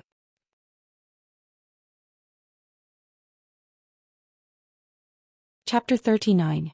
Jin Fei's cultivation was much higher than Lu Xing's, and she was already at the peak of 4th rank on the cusp of 5th rank. However, she still cautiously unsheathed her sword, so that Yun Ruoyan wouldn't be able to use the same trick again. Fei, Wang Kuang pulled Jin Fei, back. From the way her sword blows, it's true that this girl's cultivation isn't high, and her swordsmanship isn't particularly impressive. However, her footwork and swordsmanship have almost reached the point of perfection. Wang Kuang's eyes lit up as he glanced at Lu Xing, who was tending to his wound. Half his face was already covered in blood. Others might not have noticed, but he did. By the time Lu Xing's wound healed, he would discover that the scars would form the word ugly that covered half his face. Even he couldn't use the sword to such an extent. That's why you have to avoid the important and focus on the trivial. Don't compete in sword techniques. You have to use spiritual energy to suppress her. Alright, Brother Wang, I understand. Jin Fei smiled at Wang Kuang, swaying her hips as she walked forward. What's the meaning of this? Are you going to take turns? Lin Xianxia wasn't willing to accept this. She already had the upper hand in terms of cultivation, and now she was being forced to take turns? Wasn't this bullying? Jin Fei smiled. You can send someone else and it'll be a best of 3. Alright, I'll do it. The Lin sisters agreed simultaneously. Zhou Yifeng stood there like a pillar. He only had one goal: to rush out and protect Yun Ruoan when the time came. No need. Yun Ruoan's face was as calm as ever, but her body was burning with passion. She had felt this way ever since she had entered the imperial territory and killed her first canine. When she had killed that canine, she hadn't used the bracelet's power. Instead, she had relied entirely on her own reflexes and mastery of swordsmanship to cut open the canine's stomach with a single strike. This had greatly increased her confidence in her swordsmanship. Later, when she had killed the saber-toothed tiger, she had used the bracelet's power, and that sense of accomplishment had lessened. As a result, she needed to hone her skills through actual combat. I'll do it, she emphasized. Good, you've got guts. Jin Fei got into a stance. Chirp chirp, master, you can do it. Xiao seemed to feel Yun Ruoyan's blood boiling and she was very excited. However, she didn't forget to remind Yun Ruoyan, Mistress, if you can't win, use the bracelet's power immediately. I'm here. Yun Ruoyan called out to Jin Fei, and once again she used her strange footwork to attack Jin Fei. Jin Fei, on the other hand, had already activated the spiritual energy in her body and infused it into her sword. She raised her arm and drew a circle in front of her, her spiritual energy forming a barrier in front of her. Jin Fei didn't hide her pinnacle 4th-level cultivation at all, and she used it so simply and brutally. Yun Ruoyan's sword stopped in front of her spiritual barrier, unable to advance any further. A low cultivation base is a low cultivation base. Jin Fei laughed mockingly as she brandished her sword. Your little tricks can only be used against idiots like Lu Xing. Jin Fei stepped forward, and a gust of spiritual energy wrapped around Yun Ruoyan's sword. With a clang, the sword in Yun Ruoyan's hand was broken into several pieces by Jin Fei's gust of wind. The Lin sisters let out a startled cry. After all, Yun Ruoyan was relying on her 3rd-rank cultivation to deal with an opponent much stronger than her, and their hearts had been in their throats the entire time. Jin Fei quickened her pace as she closed in on the weaponless Yun Ruoyan, as if she wanted to crush Yun Ruoyan just like her sword. However, Yun Ruoyan's footwork was slightly better than Jin Fei's, and she was still much faster than Jin Fei. Mistress, Xiao called out. At this rate you'll expend more energy than your opponent. Let's use the bracelet's power now. With the bracelet's power, Yun Ruoyan's strength would be doubled, which was equivalent to a 6th-rank cultivator. Combined with the battle experience she had accumulated over 2 lifetimes, she was confident of victory even without a weapon. But if she did that, she wouldn't be able to achieve her goal of training. In this battle, I'll still have to rely on my own strength. Yun Ruoyan spoke to Xiao in her mind. She pretended to reach into her robes with her right hand, but in reality she was summoning her spear from her pocket dimension. She began chanting, and when she took her hand out, a flute-like object appeared in her hand. In front of Jin Fei's eyes, the flute-like object instantly grew 10 times its original size, and a snow-white arrowhead pierced straight into the center of her spiritual energy shield. With a clang, Jin Fei's sword collided with the spear and was sent flying. The tip of the spear was pointed at the tip of Jin Fei's nose. All of this happened as fast as lightning. The spear was a high-grade spiritual weapon, and Yun Ruoyan could temporarily unleash the power of a 5th-rank blade master by injecting all of her 3rd-rank spiritual energy into it. Coupled with the sturdiness of the spear and the sharpness of its tip, Jin Fei was naturally no match for it. Wait.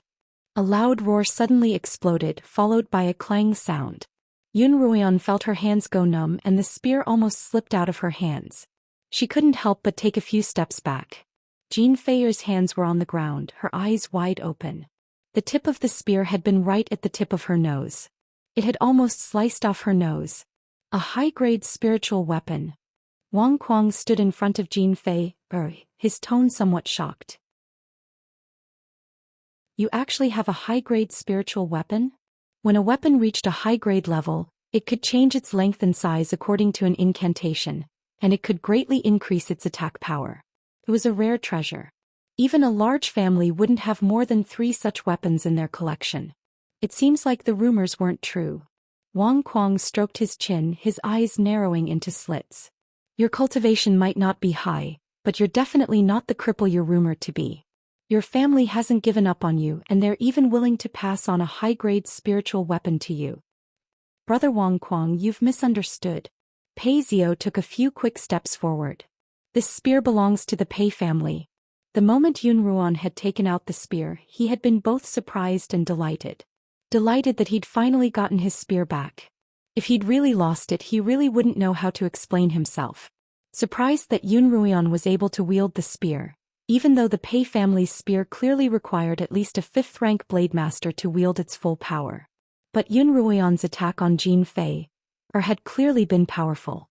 And how did Yun Ruoyan know the incantation to transform the spear? Was it something that had been passed down by word of mouth? Originally, Yun Ruoyan hadn't wanted to take out the spear. After all, she still needed it to force Pei Yingxiong to help her forge the tiger canine arrowheads. But she really wanted to fight head-on, and the satisfaction of such an intense battle was something she'd never experienced in her previous life. As a result, she didn't hesitate to take out the spear. Sister Ruoyan, return my spear to me. Pei Xiao stepped forward and extended his hand toward Yun Ruoyan. Yun Ruoyan looked at him, her eyes incomparably cold. Her lips slowly curled up in a cold smile. Return it to you? What right do you have to give it back to me? Yun Ruoyan couldn't help but think back to her past life. At that time she had been so obedient to Pei Xiao that as long as he extended his hand to her, she would give it to him without hesitation. But that Yun Ruoyan was completely dead. In this life her eyes had been polished and her heart no longer clouded by lard. Unless she was willing, no one would be able to ask for anything from her. Pei Xiao was a little anxious. Because it's surnamed Pei and because it's a treasure of the Pei family. Oh. Yun Ruoyao's smile widened. Then call out to it and see if it responds. You? Pei Xiao was furious. Yun Ruoyan, I didn't expect you to be such an unreasonable woman. Ha ha ha ha.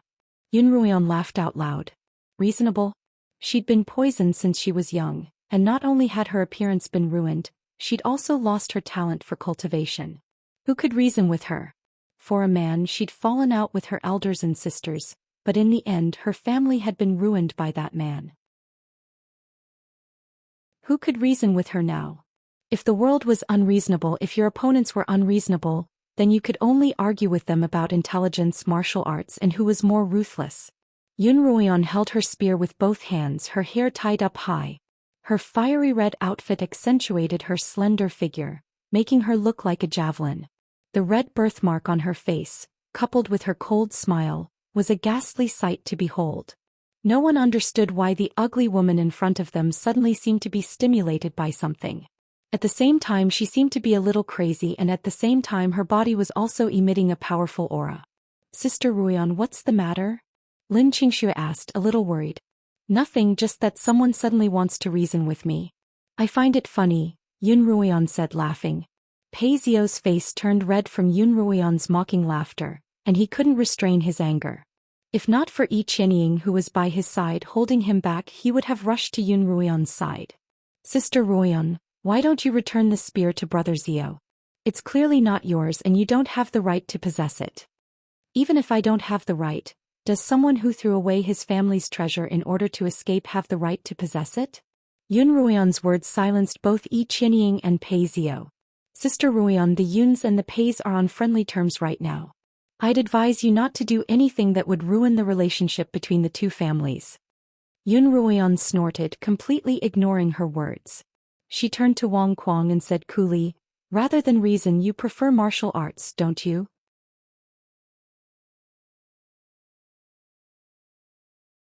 Chapter 40. Miss Yun, you're quite a straightforward person. Wang Kuang squinted habitually and rubbed his chin. I really underestimated you, Miss Yun. You've defeated my men again and again, and if I don't defeat you, we won't have the face to show our faces in the Li Kingdom anymore. How shameless! Lin Xianxia exclaimed. You've already lost 2 out of 3 and you still want to fight? This concerns the honor of the Yu Kingdom, so we have no choice but to fight, Wang Kuang continued. Wang Kuang said, you guys can also take turns fighting me. If you can defeat me, I won't fight Miss Yun anymore. But in my opinion, none of you 3 can last more than 3 moves from me. Don't bother. Yun Ruoyan raised a hand to stop the Lin sisters from speaking. I'll fight you instead. After 2 consecutive victories, although Yun Ruoyan was a little tired, she was still eager to fight. Straightforward. Wang Kuang raised his right hand. His lips opened and closed, and the dagger in his hand morphed into an ancient sword. The Wang family's superior-grade spiritual weapon, the spirit-severing sword. Wang Kuang held the sword horizontally in front of him. Miss Yun, please. All right. Yun Ruoyan's hands trembled as she thrust the spear toward Wang Kuang's head. Wang Kuang tilted his head and used the sword in his hand to block the spear's attack. The cloud-piercing spear collided with the edge of the treasured sword with a clang, and sparks splashed out. Yun Ruoyan felt her hand go numb, and she spun around to dissipate the force of the collision. This high-grade spiritual sword was indeed extraordinary, but it still seemed a little lacking compared to the Pei family's spear. Yun Ruoyan hadn't used the bracelet's power in that attack. She had relied solely on her 3rd-rank Blade Master strength to take on Wang Kuang, who was much stronger than her, and she had almost lost. Wang Kuang looked at Yun Ruoyan's calm expression and he was more and more surprised. He was already a 6th-rank Blade Master, and that was quite an impressive feat for his age. This level of cultivation was considered very outstanding for his age. At the very least, in the state of Yu, it was rare for someone of the same age to be his match. Although he hadn't used his full strength, he had used at least 40% of it. Coupled with the sword's power, Yun Ruoyan, who seemed to be much younger than him, had actually been able to withstand it. Good, not bad. Wang Kuang's tone carried a trace of praise, but the malevolence in his eyes didn't recede in the slightest. There had to be a reason for this abnormality, and he wanted to see just what this legendary piece of trash of the Yun family was up to. This time it was Wang Kuang's turn to attack. His feet moved in a strange manner as he attacked Yun Ruoyan with his sword. Clang, clang, clang. After 3 consecutive collisions, Yun Ruoyan was forced back step by step under Wang Kuang's relentless assault. Suddenly her left hand slipped and the spear almost slipped out of her hand. Fortunately, Yun Ruoyan's reaction was fast enough. She ducked and rolled on the ground, dodging Wang Kuang's attack and regaining her grip on the spear. This time Wang Kuang used 50% of his strength, as well as a low-grade footwork technique that greatly enhanced his attack power. Yun Ruoyan still didn't use the bracelet's power. She stood up from the ground, her forehead covered in a fine layer of sweat. The sweat flowed down her forehead into the scar on her face, causing a numbing sensation. Look, her face is oozing blood again. How disgusting. That's right. Is this a method to disgust her opponent to death because she can't beat him? Jean Fei, and the other girl from the Yu Kingdom chattered on in an attempt to divert Yun Ruoshua's attention. Despicable. She shouted, it's fine if the strong bully the weak and the strong bully the weak, but you people of you have really opened my eyes. If your sister hadn't suddenly ambushed me with a spiritual weapon, I wouldn't have lost. Jean Fei, had already recovered from her shock. Thinking back to the battle just now, she felt that she'd lost even more pitifully than Lu Sheng, and that her nose had almost been sliced off. That's Yun Ruoyan. Brother Wang is a peak 6th-rank Blade Master. Just you wait to collect Yun Ruoyan's corpse. The Lin sisters' heart sank. Collect her corpse? It seemed that Wang Kuang was intent on killing her. That's just how stubborn my sister is. Yun Ruoyao shook her head helplessly. She's the sole wife-born daughter of the Yu family, and she's been a genius cultivator since she was young. Everyone flatters her, so she's not afraid of anyone. Whatever she wants to do, she does as she pleases. Now that her talent has disappeared and she's become a cripple, Her personality hasn't changed at all. It's time for her to go out and suffer. Sister Ruoyan isn't a cripple. Lin Qingxue blurted out. She was drugged by your Yun family. Lin Qingchen immediately covered Lin Qingxue's mouth. When Yun Ruoyan had mentioned this matter to them, she told them to keep it a secret. Lin Qingchen looked at her sister reproachfully. Lin Qingxue also knew that she'd almost divulged the secret, so she ignored her sister's mockery and looked nervously at Yun Ruoyan.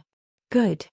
Wang Kuang yelled, quickening his footwork as he rushed in front of Yun Ruoyan. He slashed, stabbed and slashed at her repeatedly, not holding back at all. Yun Ruoyan didn't even have time to blink as she was attacked. She managed to use her agility to evade the attacks, but she was still forced to take a few steps back. Clang.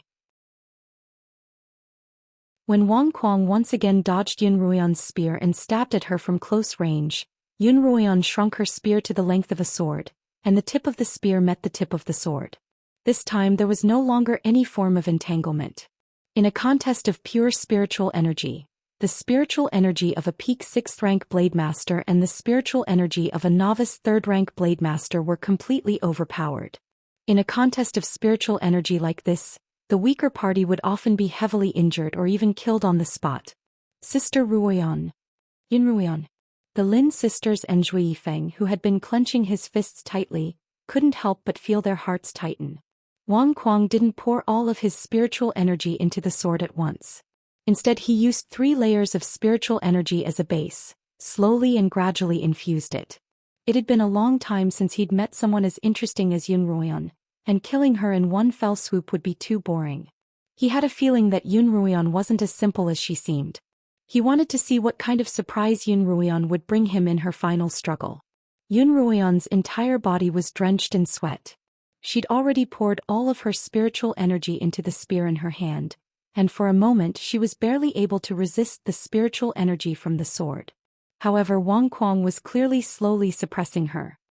His spiritual energy was getting stronger and stronger, and she finally couldn't hold on any longer. Mistress, hurry up and use the bracelet's power. Qiu urged. Yun Ruoyan looked at the bracelet on her wrist and her stubborn frown finally relaxed. She was very satisfied with her performance today. With great difficulty she raised her left hand and placed it on her right wrist. With a light twist, a steady stream of spiritual energy flowed from the bracelet into her body, and under Yun Ruoyan's control into the spear in her right hand. Wang Kuang had been slowly suppressing Yun Ruoyan. Just now he'd only used 40% of his strength and she was about to collapse. However, his opponent's strength had suddenly increased, and he was sent flying back by the force. He spat out a mouthful of blood. How was this possible? He looked at Yun Ruoyan in shock. There really was something wrong with this ugly girl. How is this possible? Brother Wang. Oh my god. Yun Ruoyao, Jin Fei, and Pei Zio all cried out in shock. How could Yun Ruoyan's spiritual energy be stronger than Wang Kuang's? Sister Ruoyan won. That's great. Sister Ruoyan's talent has exploded. Lin Qingxue shouted and jumped excitedly. What did that mean? What did she mean by that? Lin Qingxue's words immediately raised the suspicions of Yun Ruoyao and the others. Did you really think that Sister Ruoyan's talent had disappeared? Let me tell you, it was only dormant for a short while, and now it's finally time for it to awaken. Lin Qingxue placed her hands on her hips proudly. Had her dormant talent finally awakened? Was that the reason? Even so, he didn't believe that a 6th rank blade master like him would lose to a novice 3rd rank blade master. He'd simply been careless earlier. If that's the case, there's no need to hold back. Wang Kuang raised his spiritual energy to 6th rank and infused it all into his sword. Yun Ruoyan once again felt the pressure. Wang Kuang was a peak 6th rank cultivator, while Yun Ruoyan was only an early stage 6th rank cultivator even after using the bracelet's power. Mistress, what do? You're no match for him. Qiu's anxious voice rang out in Yun Ruoyan's mind. Once the bracelet seal is activated, it'll last for at least a year before it can be activated again. What do? Why don't you admit defeat? It's not that simple. Yun Ruoyan's entire body was drenched in sweat, and the pus and blood on her face continued to drip down. The numbness and itchiness grew stronger and stronger. He's clearly trying to kill me. Even if I admit defeat, I won't be able to escape. Then mistress, release the Feilai blade. No, I can't. If I use even a fraction of my spiritual energy to summon the Feilai blade, I'll immediately be killed by the surging spiritual energy. Then what do I do? What do I do? Qiu paced around anxiously in the bracelet's pocket dimension. Suddenly Yun Ruoyan felt a slight change in her body. Her previously empty dantian had suddenly produced a small, weak flow of energy. It was a spiritual vortex. She'd finally regained her spiritual vortex. The spiritual vortex was a part of a cultivator's dantian that was used to store spiritual energy when they broke through to 3rd rank. 3 years ago, Yun Ruoyan had vaguely felt that she had regained her spiritual vortex, but the sudden deterioration of her talent had caused it to disappear. Now, however, she could feel the presence of her spiritual vortex once again. She had broken through. 3 years, 3 whole years, and she had finally broken through to 4th rank. But Yun Ruoyan suddenly raised her head to the sky and let out a long howl that pierced through the clouds. Everyone was stunned by her howl. Pfft. At the same time as the howl, Wang Kuang once again spat out a mouthful of blood. His entire body had been sent flying by a powerful wave of spiritual energy, and he landed heavily on the ground. How is this possible? Blood continued to spurt out of his mouth. His opponent had actually broken through at this moment, and what was even more unbelievable was that the wave of spiritual energy that had rushed toward him hadn't just increased by 1 rank. Could someone actually break through 2 ranks at once? Impossible.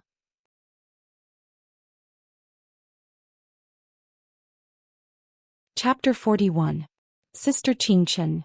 Lin Qingxue pulled on Lin Qingchen's arm. Sister Ruoyan broke through, Sister Ruoyan broke through. Yes, that's right. Lin Qingchen also stared unblinkingly at the girl in front of her. Sister Ruoyan, you've finally broken through. Zhou Yifeng, who had been standing by the side the entire time, finally unclenched his fists. Traces of fresh blood dripped down from his palms, but he didn't seem to feel any pain at all. Instead, his tightly pursed lips curved upward. Yun Ruoyao, Yun Ruoyu, Yi Qianying and Pei Zio were all dumbfounded. Brother Wang. After a long while, Jin Fei, and the other Yu students finally reacted and cried out in shock. Impossible, impossible. Jin Fei, shook her head. Brother Wang, how could you possibly lose to that ugly girl? But the impossible had just happened. As a 3rd-rank blade master, not only had Yun Ruoyan defeated 3 people far more powerful than her, she had even broken through at the last moment. Her 4th-rank spiritual energy, boosted by the bracelet, had tripled, and she was now as powerful as an 8th-rank blade master, completely crushing Wang Kuang, who was only a peak 6th-rank blade master. All Wang Kuang felt was a huge wave of spiritual energy rushing toward him. His attacks were instantly shattered, and his body flew far away like a kite with its string cut. Fresh blood spurted out of his mouth as he watched the red-clad girl walk toward him. Just as he was about to open his mouth to speak, he spat out another mouthful of blood. Yun Ruoyan walked up to Wang Kuang and pointed the spear in her hand at him. Do you admit defeat? She asked coolly. I don't. Wang Kuang spat out the words with great difficulty. There's something fishy about you. Fishy? Yun Ruoyan squatted down and looked at Wang Kuang coldly. What's fishy about me? Wang Kuang couldn't put his finger on it, but even if she had broken through, she was only a 4th-rank cultivator, so how could she have crushed his peak 6th-rank spiritual energy? What was even more strange was that the sudden surge of spiritual power was not something that a level 4 cultivator could possess.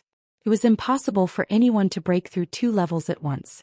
No, judging from that huge spiritual power, it was clearly more than 2 levels. Unless... Wang Kuang's eyes widened as he pointed at Yun Ruoyan. You're a demon. Monster. Yun Ruoyan paused. She'd been poisoned, her face had been ruined, and she'd been reborn with hatred. Wouldn't that make her a demon? Yes, I'm a demon. Yun Ruoyan's gaze suddenly turned distant and distant as she gazed into the distance. The sun was setting over the cliff. Brother Wang. Wang Kuang. Jin Fei, Pei Zio and the others called out as they ran over, but they stopped right in front of the 2 of them. Yun Ruoyan crouched in front of Wang Kuang.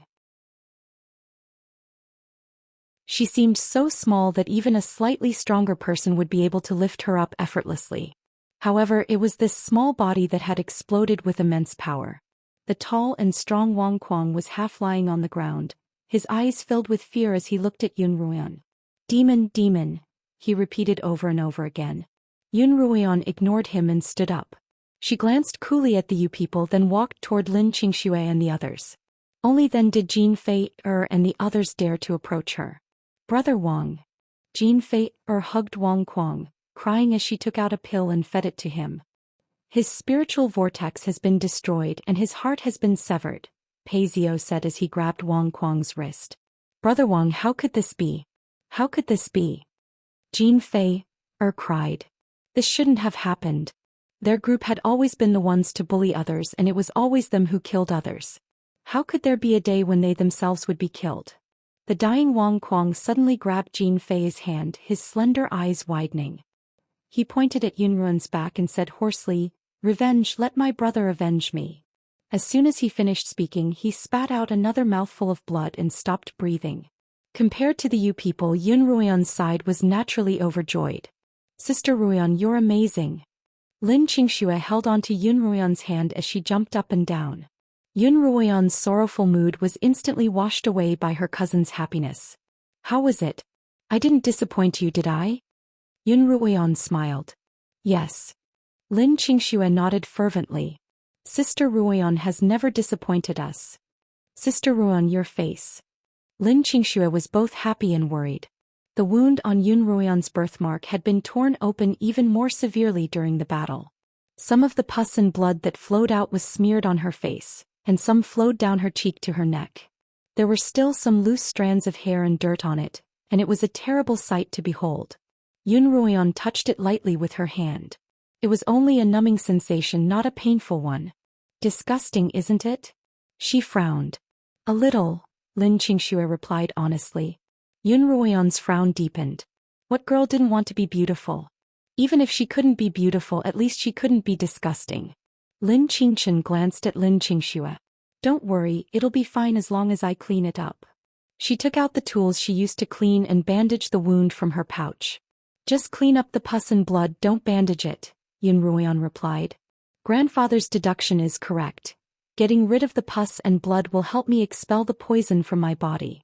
Sister Ruoyan, would you be stronger than you are now if the poison in your body was completely removed? Lin Qingxue asked. Yun Ruoyan smiled faintly, not replying. Sister Ruoyan, do you know what you've done?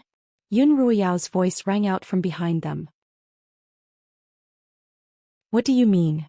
Lin Qingxue turned around. Yun Ruoyu stepped forward, a smile that didn't reach her eyes. Do you know who Yun Ruoyan just killed? Wang Kuang was the second son of the Wang family, the number one family in the Yu kingdom. Just wait for the Wang family's wrath. The second son of the Wang family. Yun Ruoyan suddenly recalled that, in her past life, the Peis had close ties with the Wangs of the Yu kingdom. At the time, Yun Ruoyan had just married into the Peis, and Pei Zio was still pretending to be interested in her. One day when the Peis held a banquet she had attended. The banquet was for Wang Meng, the eldest son of the Wang family. The purpose of the banquet was to congratulate him on entering Kongming Academy's pill-making academy. At the time she had been too timid and self-abased to raise her head, so she didn't know what he looked like. All she remembered was that he was wearing a navy blue robe. At the banquet, Pei Yingxiong had lavishly praised him, praising him for being able to enter the pill-making academy at such a young age and for his limitless future. Even more exaggerated was that Pei Yingxiong had gifted him his family heirloom, a first-grade pill-making furnace. 3 years later, this eldest son of the Wang family challenged Yun Ruoyan's grandfather, Lin Zainan. Lin Zainan had been severely injured in the duel, and not long after he passed away, leaving behind 2 sisters who had no one to rely on, and the centuries-old pill-making family had fallen into decline. By then she had already broken off all relations with the Lins, and the Peis and Lins were like fire and water. Despite her grief, she didn't have the opportunity to pay her respects to her grandfather, leaving her with a lifelong regret. Yun Ruoyao subconsciously stroked the silver bracelet on her wrist. The first-grade furnace was now within it, and only then did her tensed heart relax a little. It looks like I've made the right decision today, Yun Ruoyan muttered to herself. Not only will I have to bear the Wang family's wrath, but they should also be prepared to bear my wrath. What did you say? Yun Ruoyu frowned. Yun Ruoyan's mutterings were so soft that she didn't hear them clearly. Yun Ruoyan turned around and looked at the Yun sisters. I'm saying, roar. Just then the howl of a magical beast could be heard from the cliffs. Oh no, the magical beasts are coming to eat. Pei Zio's terrified voice rang out. The sky had already darkened, and these magical beasts were nocturnal creatures.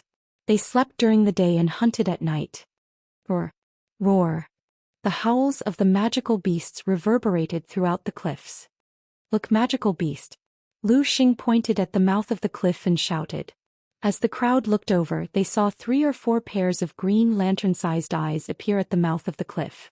These magical beasts were extremely fast, and in the blink of an eye they had reached the cliffs.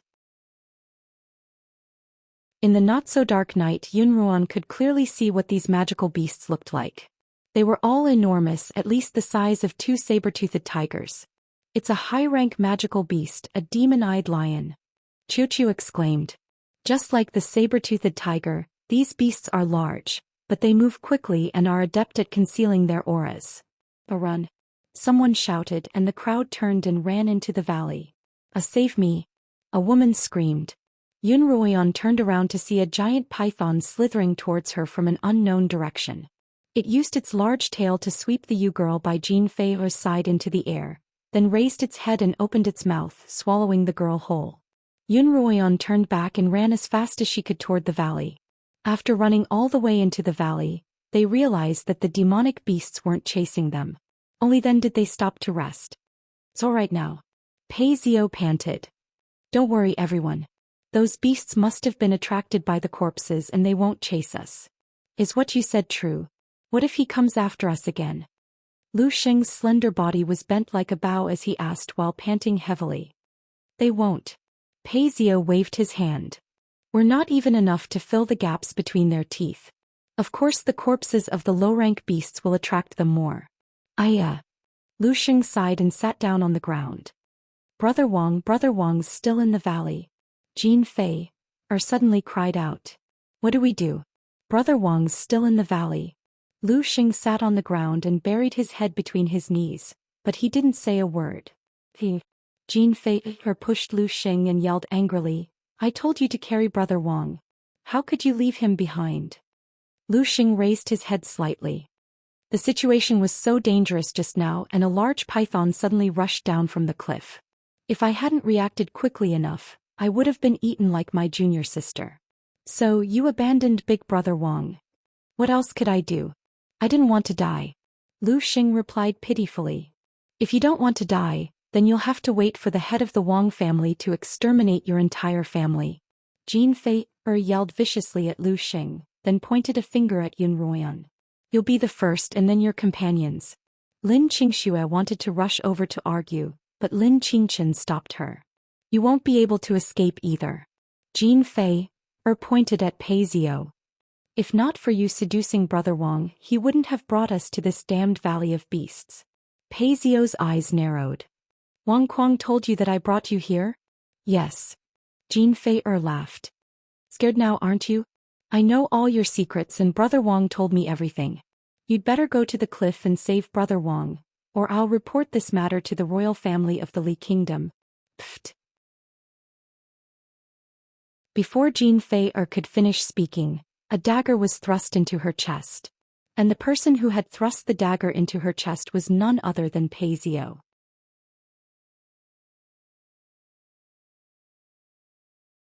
Chapter 42. You dared to silence me. Jin Fei's eyes widened in disbelief. Pei Zio leaned close to her ear and whispered so that only the two of them could hear. Since I brought you here, I didn't intend to let you leave alive. Do you think the imperial family's secrets are so easily known? Pei Zio pushed Jin Fei's body and pulled out the dagger. Jin Fei fell heavily to the ground, her beautiful eyes wide open. She had died with a grievance. You killed her, you killed Jin Fei. Lu Xing was so shocked that it took him a moment to speak, but his voice came to a screeching halt. The rest of his words were forever stuck in his throat. Yun Ruoyao pulled the dagger out of Lu Xing's body and sheathed it. This time it was Yun Ruoyan and the others' turn to be shocked. Lin Qingxue's jaw dropped. Before she could ask, Yun Ruoyan stepped forward and stood in front of her two sisters. What's the meaning of this? Ruoyan, don't be so agitated. Pei Zhou smiled amicably. He knew that he couldn't hide the truth from Yun Ruoyan, and the strength she had displayed in her battle with Wang Kuang was truly frightening. Trying to deal with them in the same way he had dealt with Jin Fei, and Lu Xing wouldn't work, so it was better to be honest. It's like this. Pei Zhou began to explain the entire story to Yun Ruoyan and the others. The story began when they left the imperial territory. That day they saw Wang Kuang and the others by the river. Because they were acquaintances, Pei Zhou brought Yun Ruoyao, Yi Qianying, and the others to camp with Wang Kuang's party. After dinner, Pei Zhou and Yi Qianying took advantage of the fact that everyone else was asleep to find a secluded spot for a rendezvous. This time, Pei Zhou used the excuse that he couldn't sleep to chat with Yun Ruoyan. In order to raise her value in Pei Zhou's eyes, Yi Qianying told him that she could concoct a powder that could control magical beasts. At the time, Pei Zhou was having a headache over how to obtain the beast cores of high-rank beasts. After all, high-rank beasts were all exceptionally ferocious, and he was no match for them with his current strength. His original plan was to ditch Yi Qianying and the rest on the second day and head for the Valley of Beasts alone. He would think of a way once he reached the place. But after hearing Yi Qianying's words, he immediately thought of asking her to concoct a powder that could knock out magical beasts. Wouldn't it be easier for him to retrieve the inner core then? Therefore he did not hide anything and directly told Yi Qianying the secret of the 10,000 Beasts Valley. The two of them hit it off immediately. The two of them were happily hugging each other, but who knew that someone would suddenly appear out of nowhere?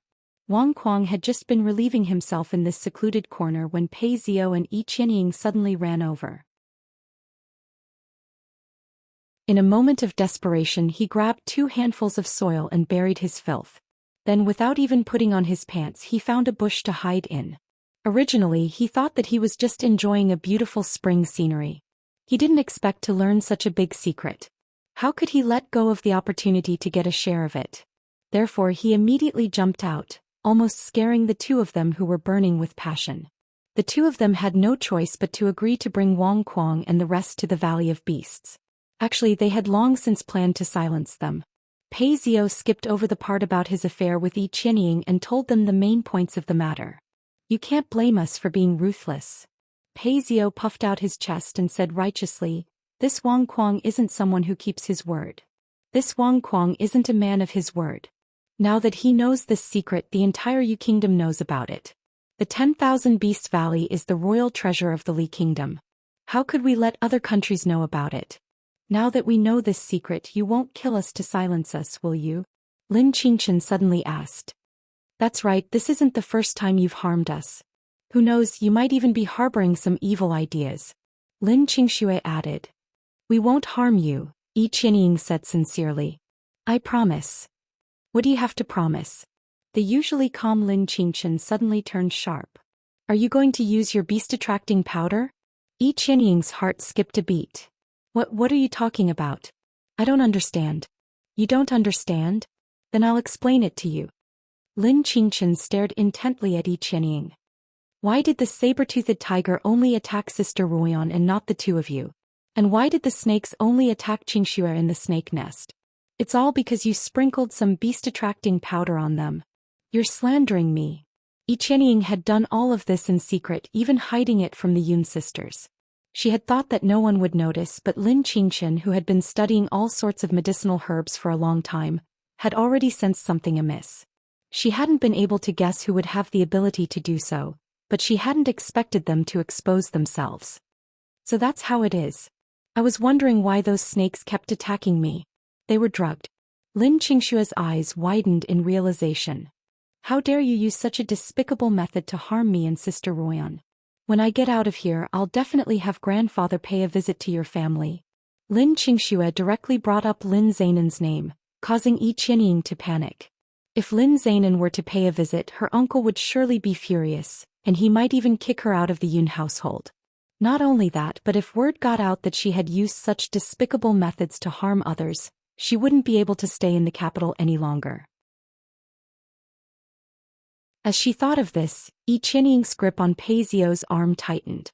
Pei Zhou looked at Yi Qianying with a complicated expression.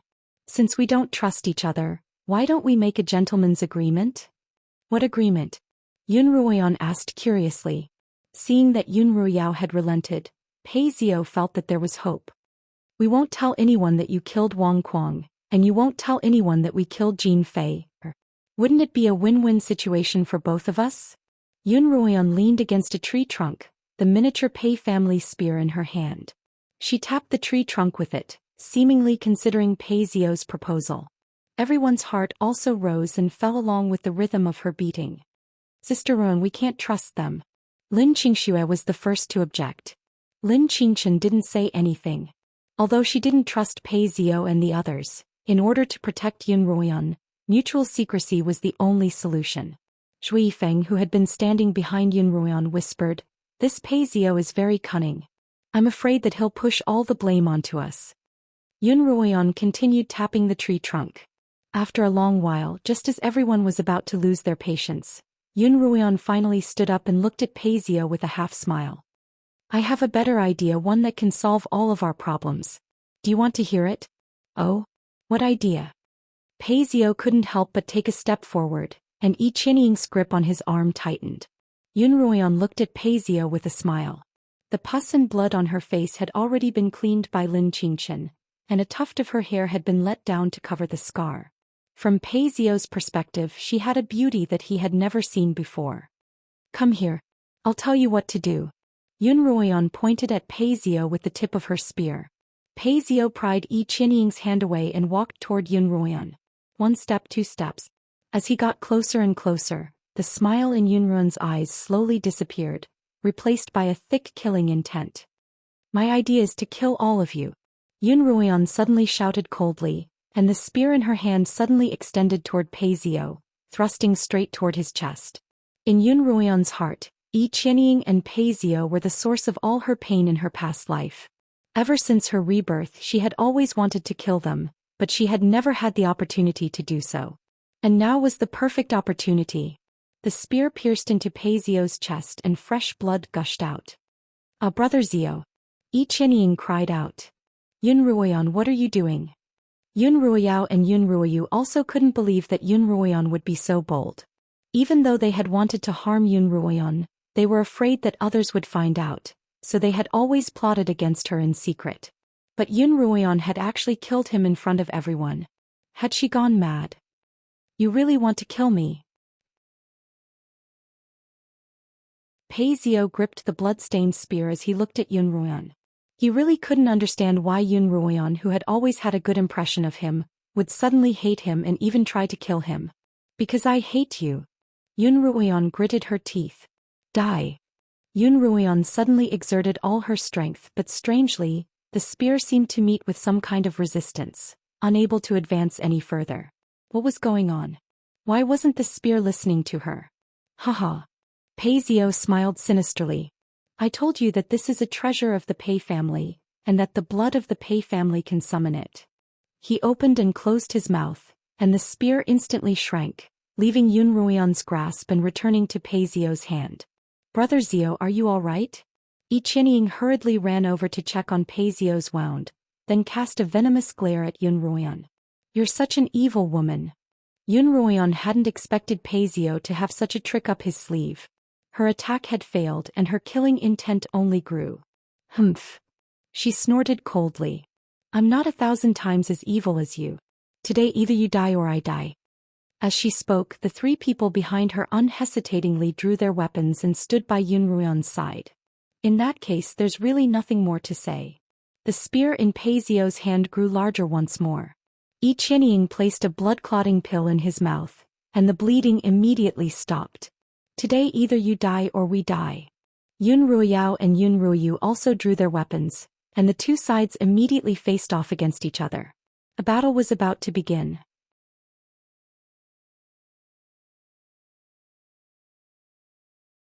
Chapter 43. If not for Yun Ruoyan's secret weapon, both sides were roughly equal in strength, and if they were to clash head-on, both sides would probably suffer heavy losses. But since she was going to kill them all, there seemed to be no point in hiding anything. Yun Ruoyan had already made her decision. If necessary, she would summon the Feilai blade and end the battle quickly. Yun Ruoyan unsheathed the sword at her waist and stabbed at Pei Zhou. Pei Zhou pushed Yi Qianying aside and blocked the attack with his spear. With a clang, the sword and spear collided, and Pei Zio was forced back a few steps by the force of the collision. Although Yun Ruoyan didn't retreat, the sword in her hand began to crack. Yun Ruoyan immediately activated the bracelet's amplification ability, but because she had expended it in her battle with Wang Kuang, she could only muster third-rank spiritual energy. After the amplification, her combat ability was equivalent to that of a 6th-rank blade master, and she was still slightly stronger than Pei Zio, who was only at the peak of 5th rank. However, Pei Zio was wielding a 1st-rank spiritual weapon, a spear, while Yun Ruoyan was only wielding an ordinary iron sword from the Yun family. As a result, she didn't have much of an advantage. Although he had been prepared, Pei Zio was still astonished that Yun Ruoyan had been able to force him back with just an ordinary sword. A conjecture that had been bothering him for a long time surfaced. Yun Ruoyan definitely wasn't just a 4th-rank blade master. She had been hiding her true strength all this time. Take this. Pei Zio suddenly threw the spear in his hand at Yun Ruoyan. Yun Ruoyan leaped up and spun in midair, and the spear brushed past her hair as it shot forward. When Yun Ruoyan's body fell from midair, she tapped the ground with one foot and leapt up again. At the same time, she raised the sword in her hand in front of her. The spear made a sharp turn in midair, thrusting toward Yun Ruoyan once more, but it just so happened to collide with the sword in front of her. Clang! The spear was deflected, but the sword in Yun Ruoyan's hand broke in two. Xianxia, lend me your daggers, Yun Ruoyan called out to Lin Xianxia, who was still in a daze. Lin Xianxia reacted and threw the daggers back at Yun Ruoyan. Yun Ruoyan caught the daggers. The spear that had been deflected had returned to her, and she struck out with both daggers. Clang clang clang. Clang clang clang. After striking it 6 times in a row, the cloud-smashing spear's attack was finally stopped, and the spear was forced back. Although Lin Xianxia's twin blades weren't spiritual weapons, they had been forged from the finest vajra and were extremely sturdy. With Pei Zio's current level of cultivation, he wouldn't be able to break them with his spear. The cloud-shattering spear circled around Pei Zio once before returning to his hand. You actually caught the 9 revolutions godly return spear. Pei Zio's face was pale and a thin layer of sweat had formed on his forehead. Using the incantation to control the cloud-shattering spear had consumed a large amount of his spiritual energy. 9 revolutions godly reversion spear. Yun Ruoyan held the twin sabers in her hands as she glanced sideways at Pei Zio. She smiled faintly. You're still not mature enough. In her past life, although her cultivation had been restricted, her understanding of martial arts wasn't lacking at all. Whenever Pei Zio practiced the spear techniques that Pei Yingxiong had taught him, she would always be able to see through his shortcomings. Once, when father and son were sparring in the garden, they had used the 9 revolutions godly return spear technique. At the time, she had gone to deliver tea to Yun Ruoyan, and with just a few glances she had memorized the spear's trajectory in midair. Unfortunately, the 9 revolutions godly return spear technique required a corresponding incantation, or she wouldn't have been any weaker than Pei Yingxiong's. Now it's my turn to attack. Yun Ruoyan pointed the tip of her dagger at Pei Zio, her gaze even colder than the blade of her dagger. What are you all waiting for? Let's attack together. Yi Qianying exclaimed anxiously. Yun Ruoyan's going to kill us all. If Brother Zio dies, none of us will be able to escape. Yun Ruoyan's murderous intent was so obvious that every single one of them felt a sense of fear. Yun Ruoyan, since you don't care about your sisterhood, we won't go easy on you either. Yun Ruoyao shouted, then exchanged a glance with Yun Ruoyu. Both of them raised their swords and charged at Yun Ruoyan. Lin Qingchen and Zhu Yifeng also joined the fray. Brother Zhu, be careful. Sister Qingchen, attack her lower body. Without a weapon, Lin Qingxue and Zhuo Lin could only watch from the back, anxious. Zhu Yifeng had already used up all of his arrows in the previous battle, so he could only use his bow as a weapon to fight against Yun Ruoyao. Their cultivations were about the same, but Yun Ruoyan's weapon was more convenient to use, and the two of them were evenly matched. Lin Qingchen wasn't at a disadvantage against both Yun Ruoyu and Yi Qianying either. Pei Zio, on the other hand, was forced back by Yun Ruoyan's attacks. His arms and legs were all injured by Yun Ruoyan's daggers, and it looked like he could die at any moment. Sister Ruoyan, cut him up, cut him up. Let's see if he dares to lead us into a den of snakes again. Lin Qingxue shouted fiercely. The den was the most disgusting and terrifying place she had ever seen in her life, so she hated Paisio as much as she hated the den. Zhou Lin's face turned serious. "There's a beast's aura," she said as she tugged on Lin Qingshua's clothes. "What did you say?" Lin Qingshua's eyes were focused on the battle in front of her, and she didn't hear what Zhou Lin was saying. By the time she finally heard what Zhou Lin was saying, a gigantic beast's roar could be heard from the valley. The roars were filled with berserk energy, and they shook the entire valley with each roar. "What's going on?" The few people in the melee were shocked by the roar and stopped fighting. They looked in the direction of the cliff. "Qianying, shouldn't the beast have been drugged by you by now?" Yun Ruoyao frowned at Yi Qianying. Everyone's gaze turned to Yi Qianying. Yi Qianying's expression was a little flustered. When she had followed the group into the valley, she had drugged the corpses of the beasts with a powder that would cause them to fall asleep after eating. If they'd eaten the corpses, they should have fallen asleep. Why would they be roaring so violently? For a moment, Yi Qianying didn't know what to make of it. Perhaps these beasts are too strong, and the powder I concocted isn't strong enough to keep them down. This was the only plausible explanation. As soon as Yi Qianying finished speaking, the ground began to tremble and 4 devil-eyed lions rushed out of the cliff. Although it was night, their lantern-like eyes were still able to spot the group in the forest. Beasts were all intelligent creatures, and the higher their rank, the higher their intelligence. They hadn't paid much attention to the group before, but when they were eating, they suddenly realized that something was wrong with the food they were eating. Why was it that the more they ate, the more dizzy they became? Very quickly they guessed that it was the group's doing, and angrily they chased after them. "Mistress, don't just stand there. Run," Qiu reminded her. Yun Ruoyan glanced at Paisio and Yi Qianying and gritted her teeth. "Count yourself lucky," she thought. "I'll settle this score with you later. Zhuifeng, carry your sister. Everyone run." Yun Ruoyan called out to the Lin sisters before running off in a certain direction. Paisio, Yun Ruoyao and Yun Ruoyu also wanted to run, but Yi Qianying told them to wait. The few of them looked at her in confusion. She took out a small black porcelain bottle from her bosom and removed the lid of the bottle. A faint mist floated out. Yi Qianying blew lightly in the direction that Yun Ruoyan and the others were running in, and the mist dissipated. "The beasts will chase after this mist, so we'll be fine as long as we run in the other direction." Yi Qianying pulled Paisio's hand and ran in the opposite direction. Yun Ruoyao and Yun Ruoyu followed behind them. "Hey, why didn't you take out such a good thing earlier?" Yun Ruoyu asked from behind them. After all, they had encountered a few beast hordes before, and Yi Qianying had always relied on the protection of others to escape unscathed.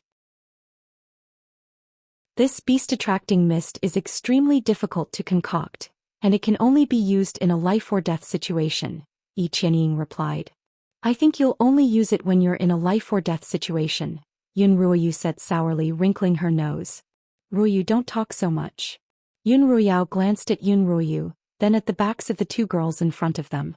She hadn't expected this cousin of hers to have some tricks up her sleeve, and it looked like she'd have to befriend her in the future.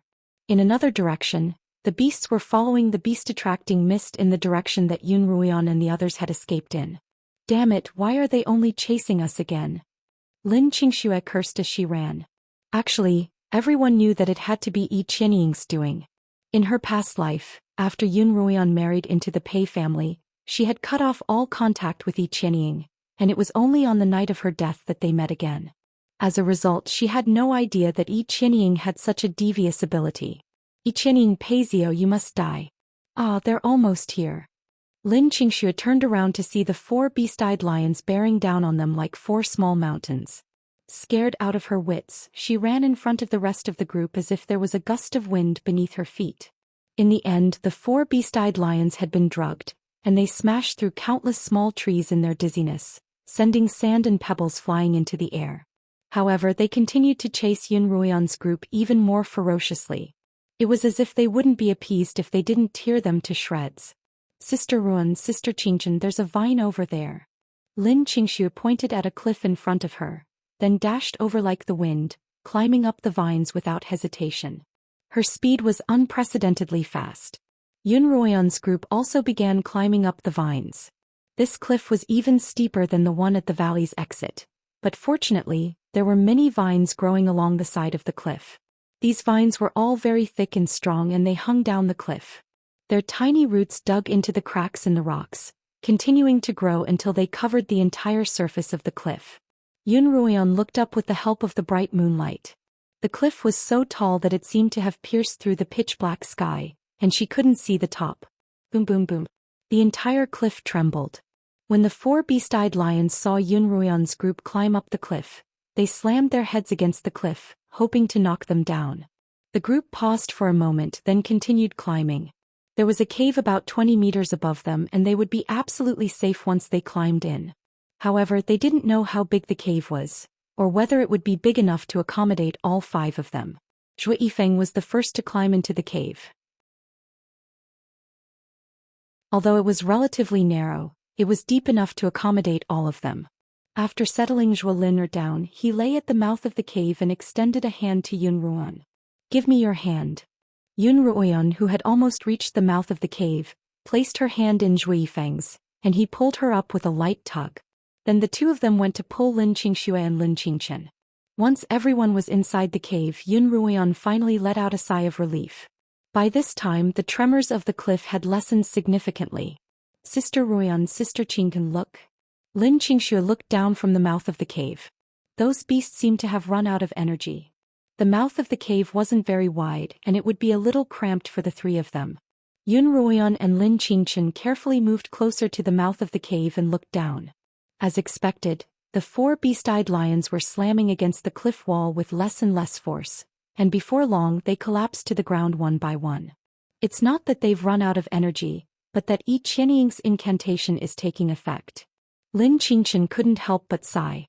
"I didn't expect Yi Qianying to be so strong." "Sister Ruoyan, Sister Qingchen, that's wonderful." Lin Qingxue jumped up from the mouth of the cave. "Let's go down quickly. Those are 4 high-rank beasts. We're going to be rich." "Qingxue, be careful." Yun Ruoyan hurriedly pulled Lin Qingxue back and looked at her reproachfully. This sister of hers was a little too cheerful at times. Lin Qingxue stuck out her tongue, not minding Yun Ruoyan's rebuke. She continued to look down. "Let's go down now," she exclaimed impatiently. "Let's wait a little longer," Zhou Yifeng replied. "The beasts are very cunning. Perhaps they're trying to trick us." You're tuning in to the Zhou Xian's Legacy YouTube channel. Don't forget to subscribe and join us on this journey to catch the most captivating stories.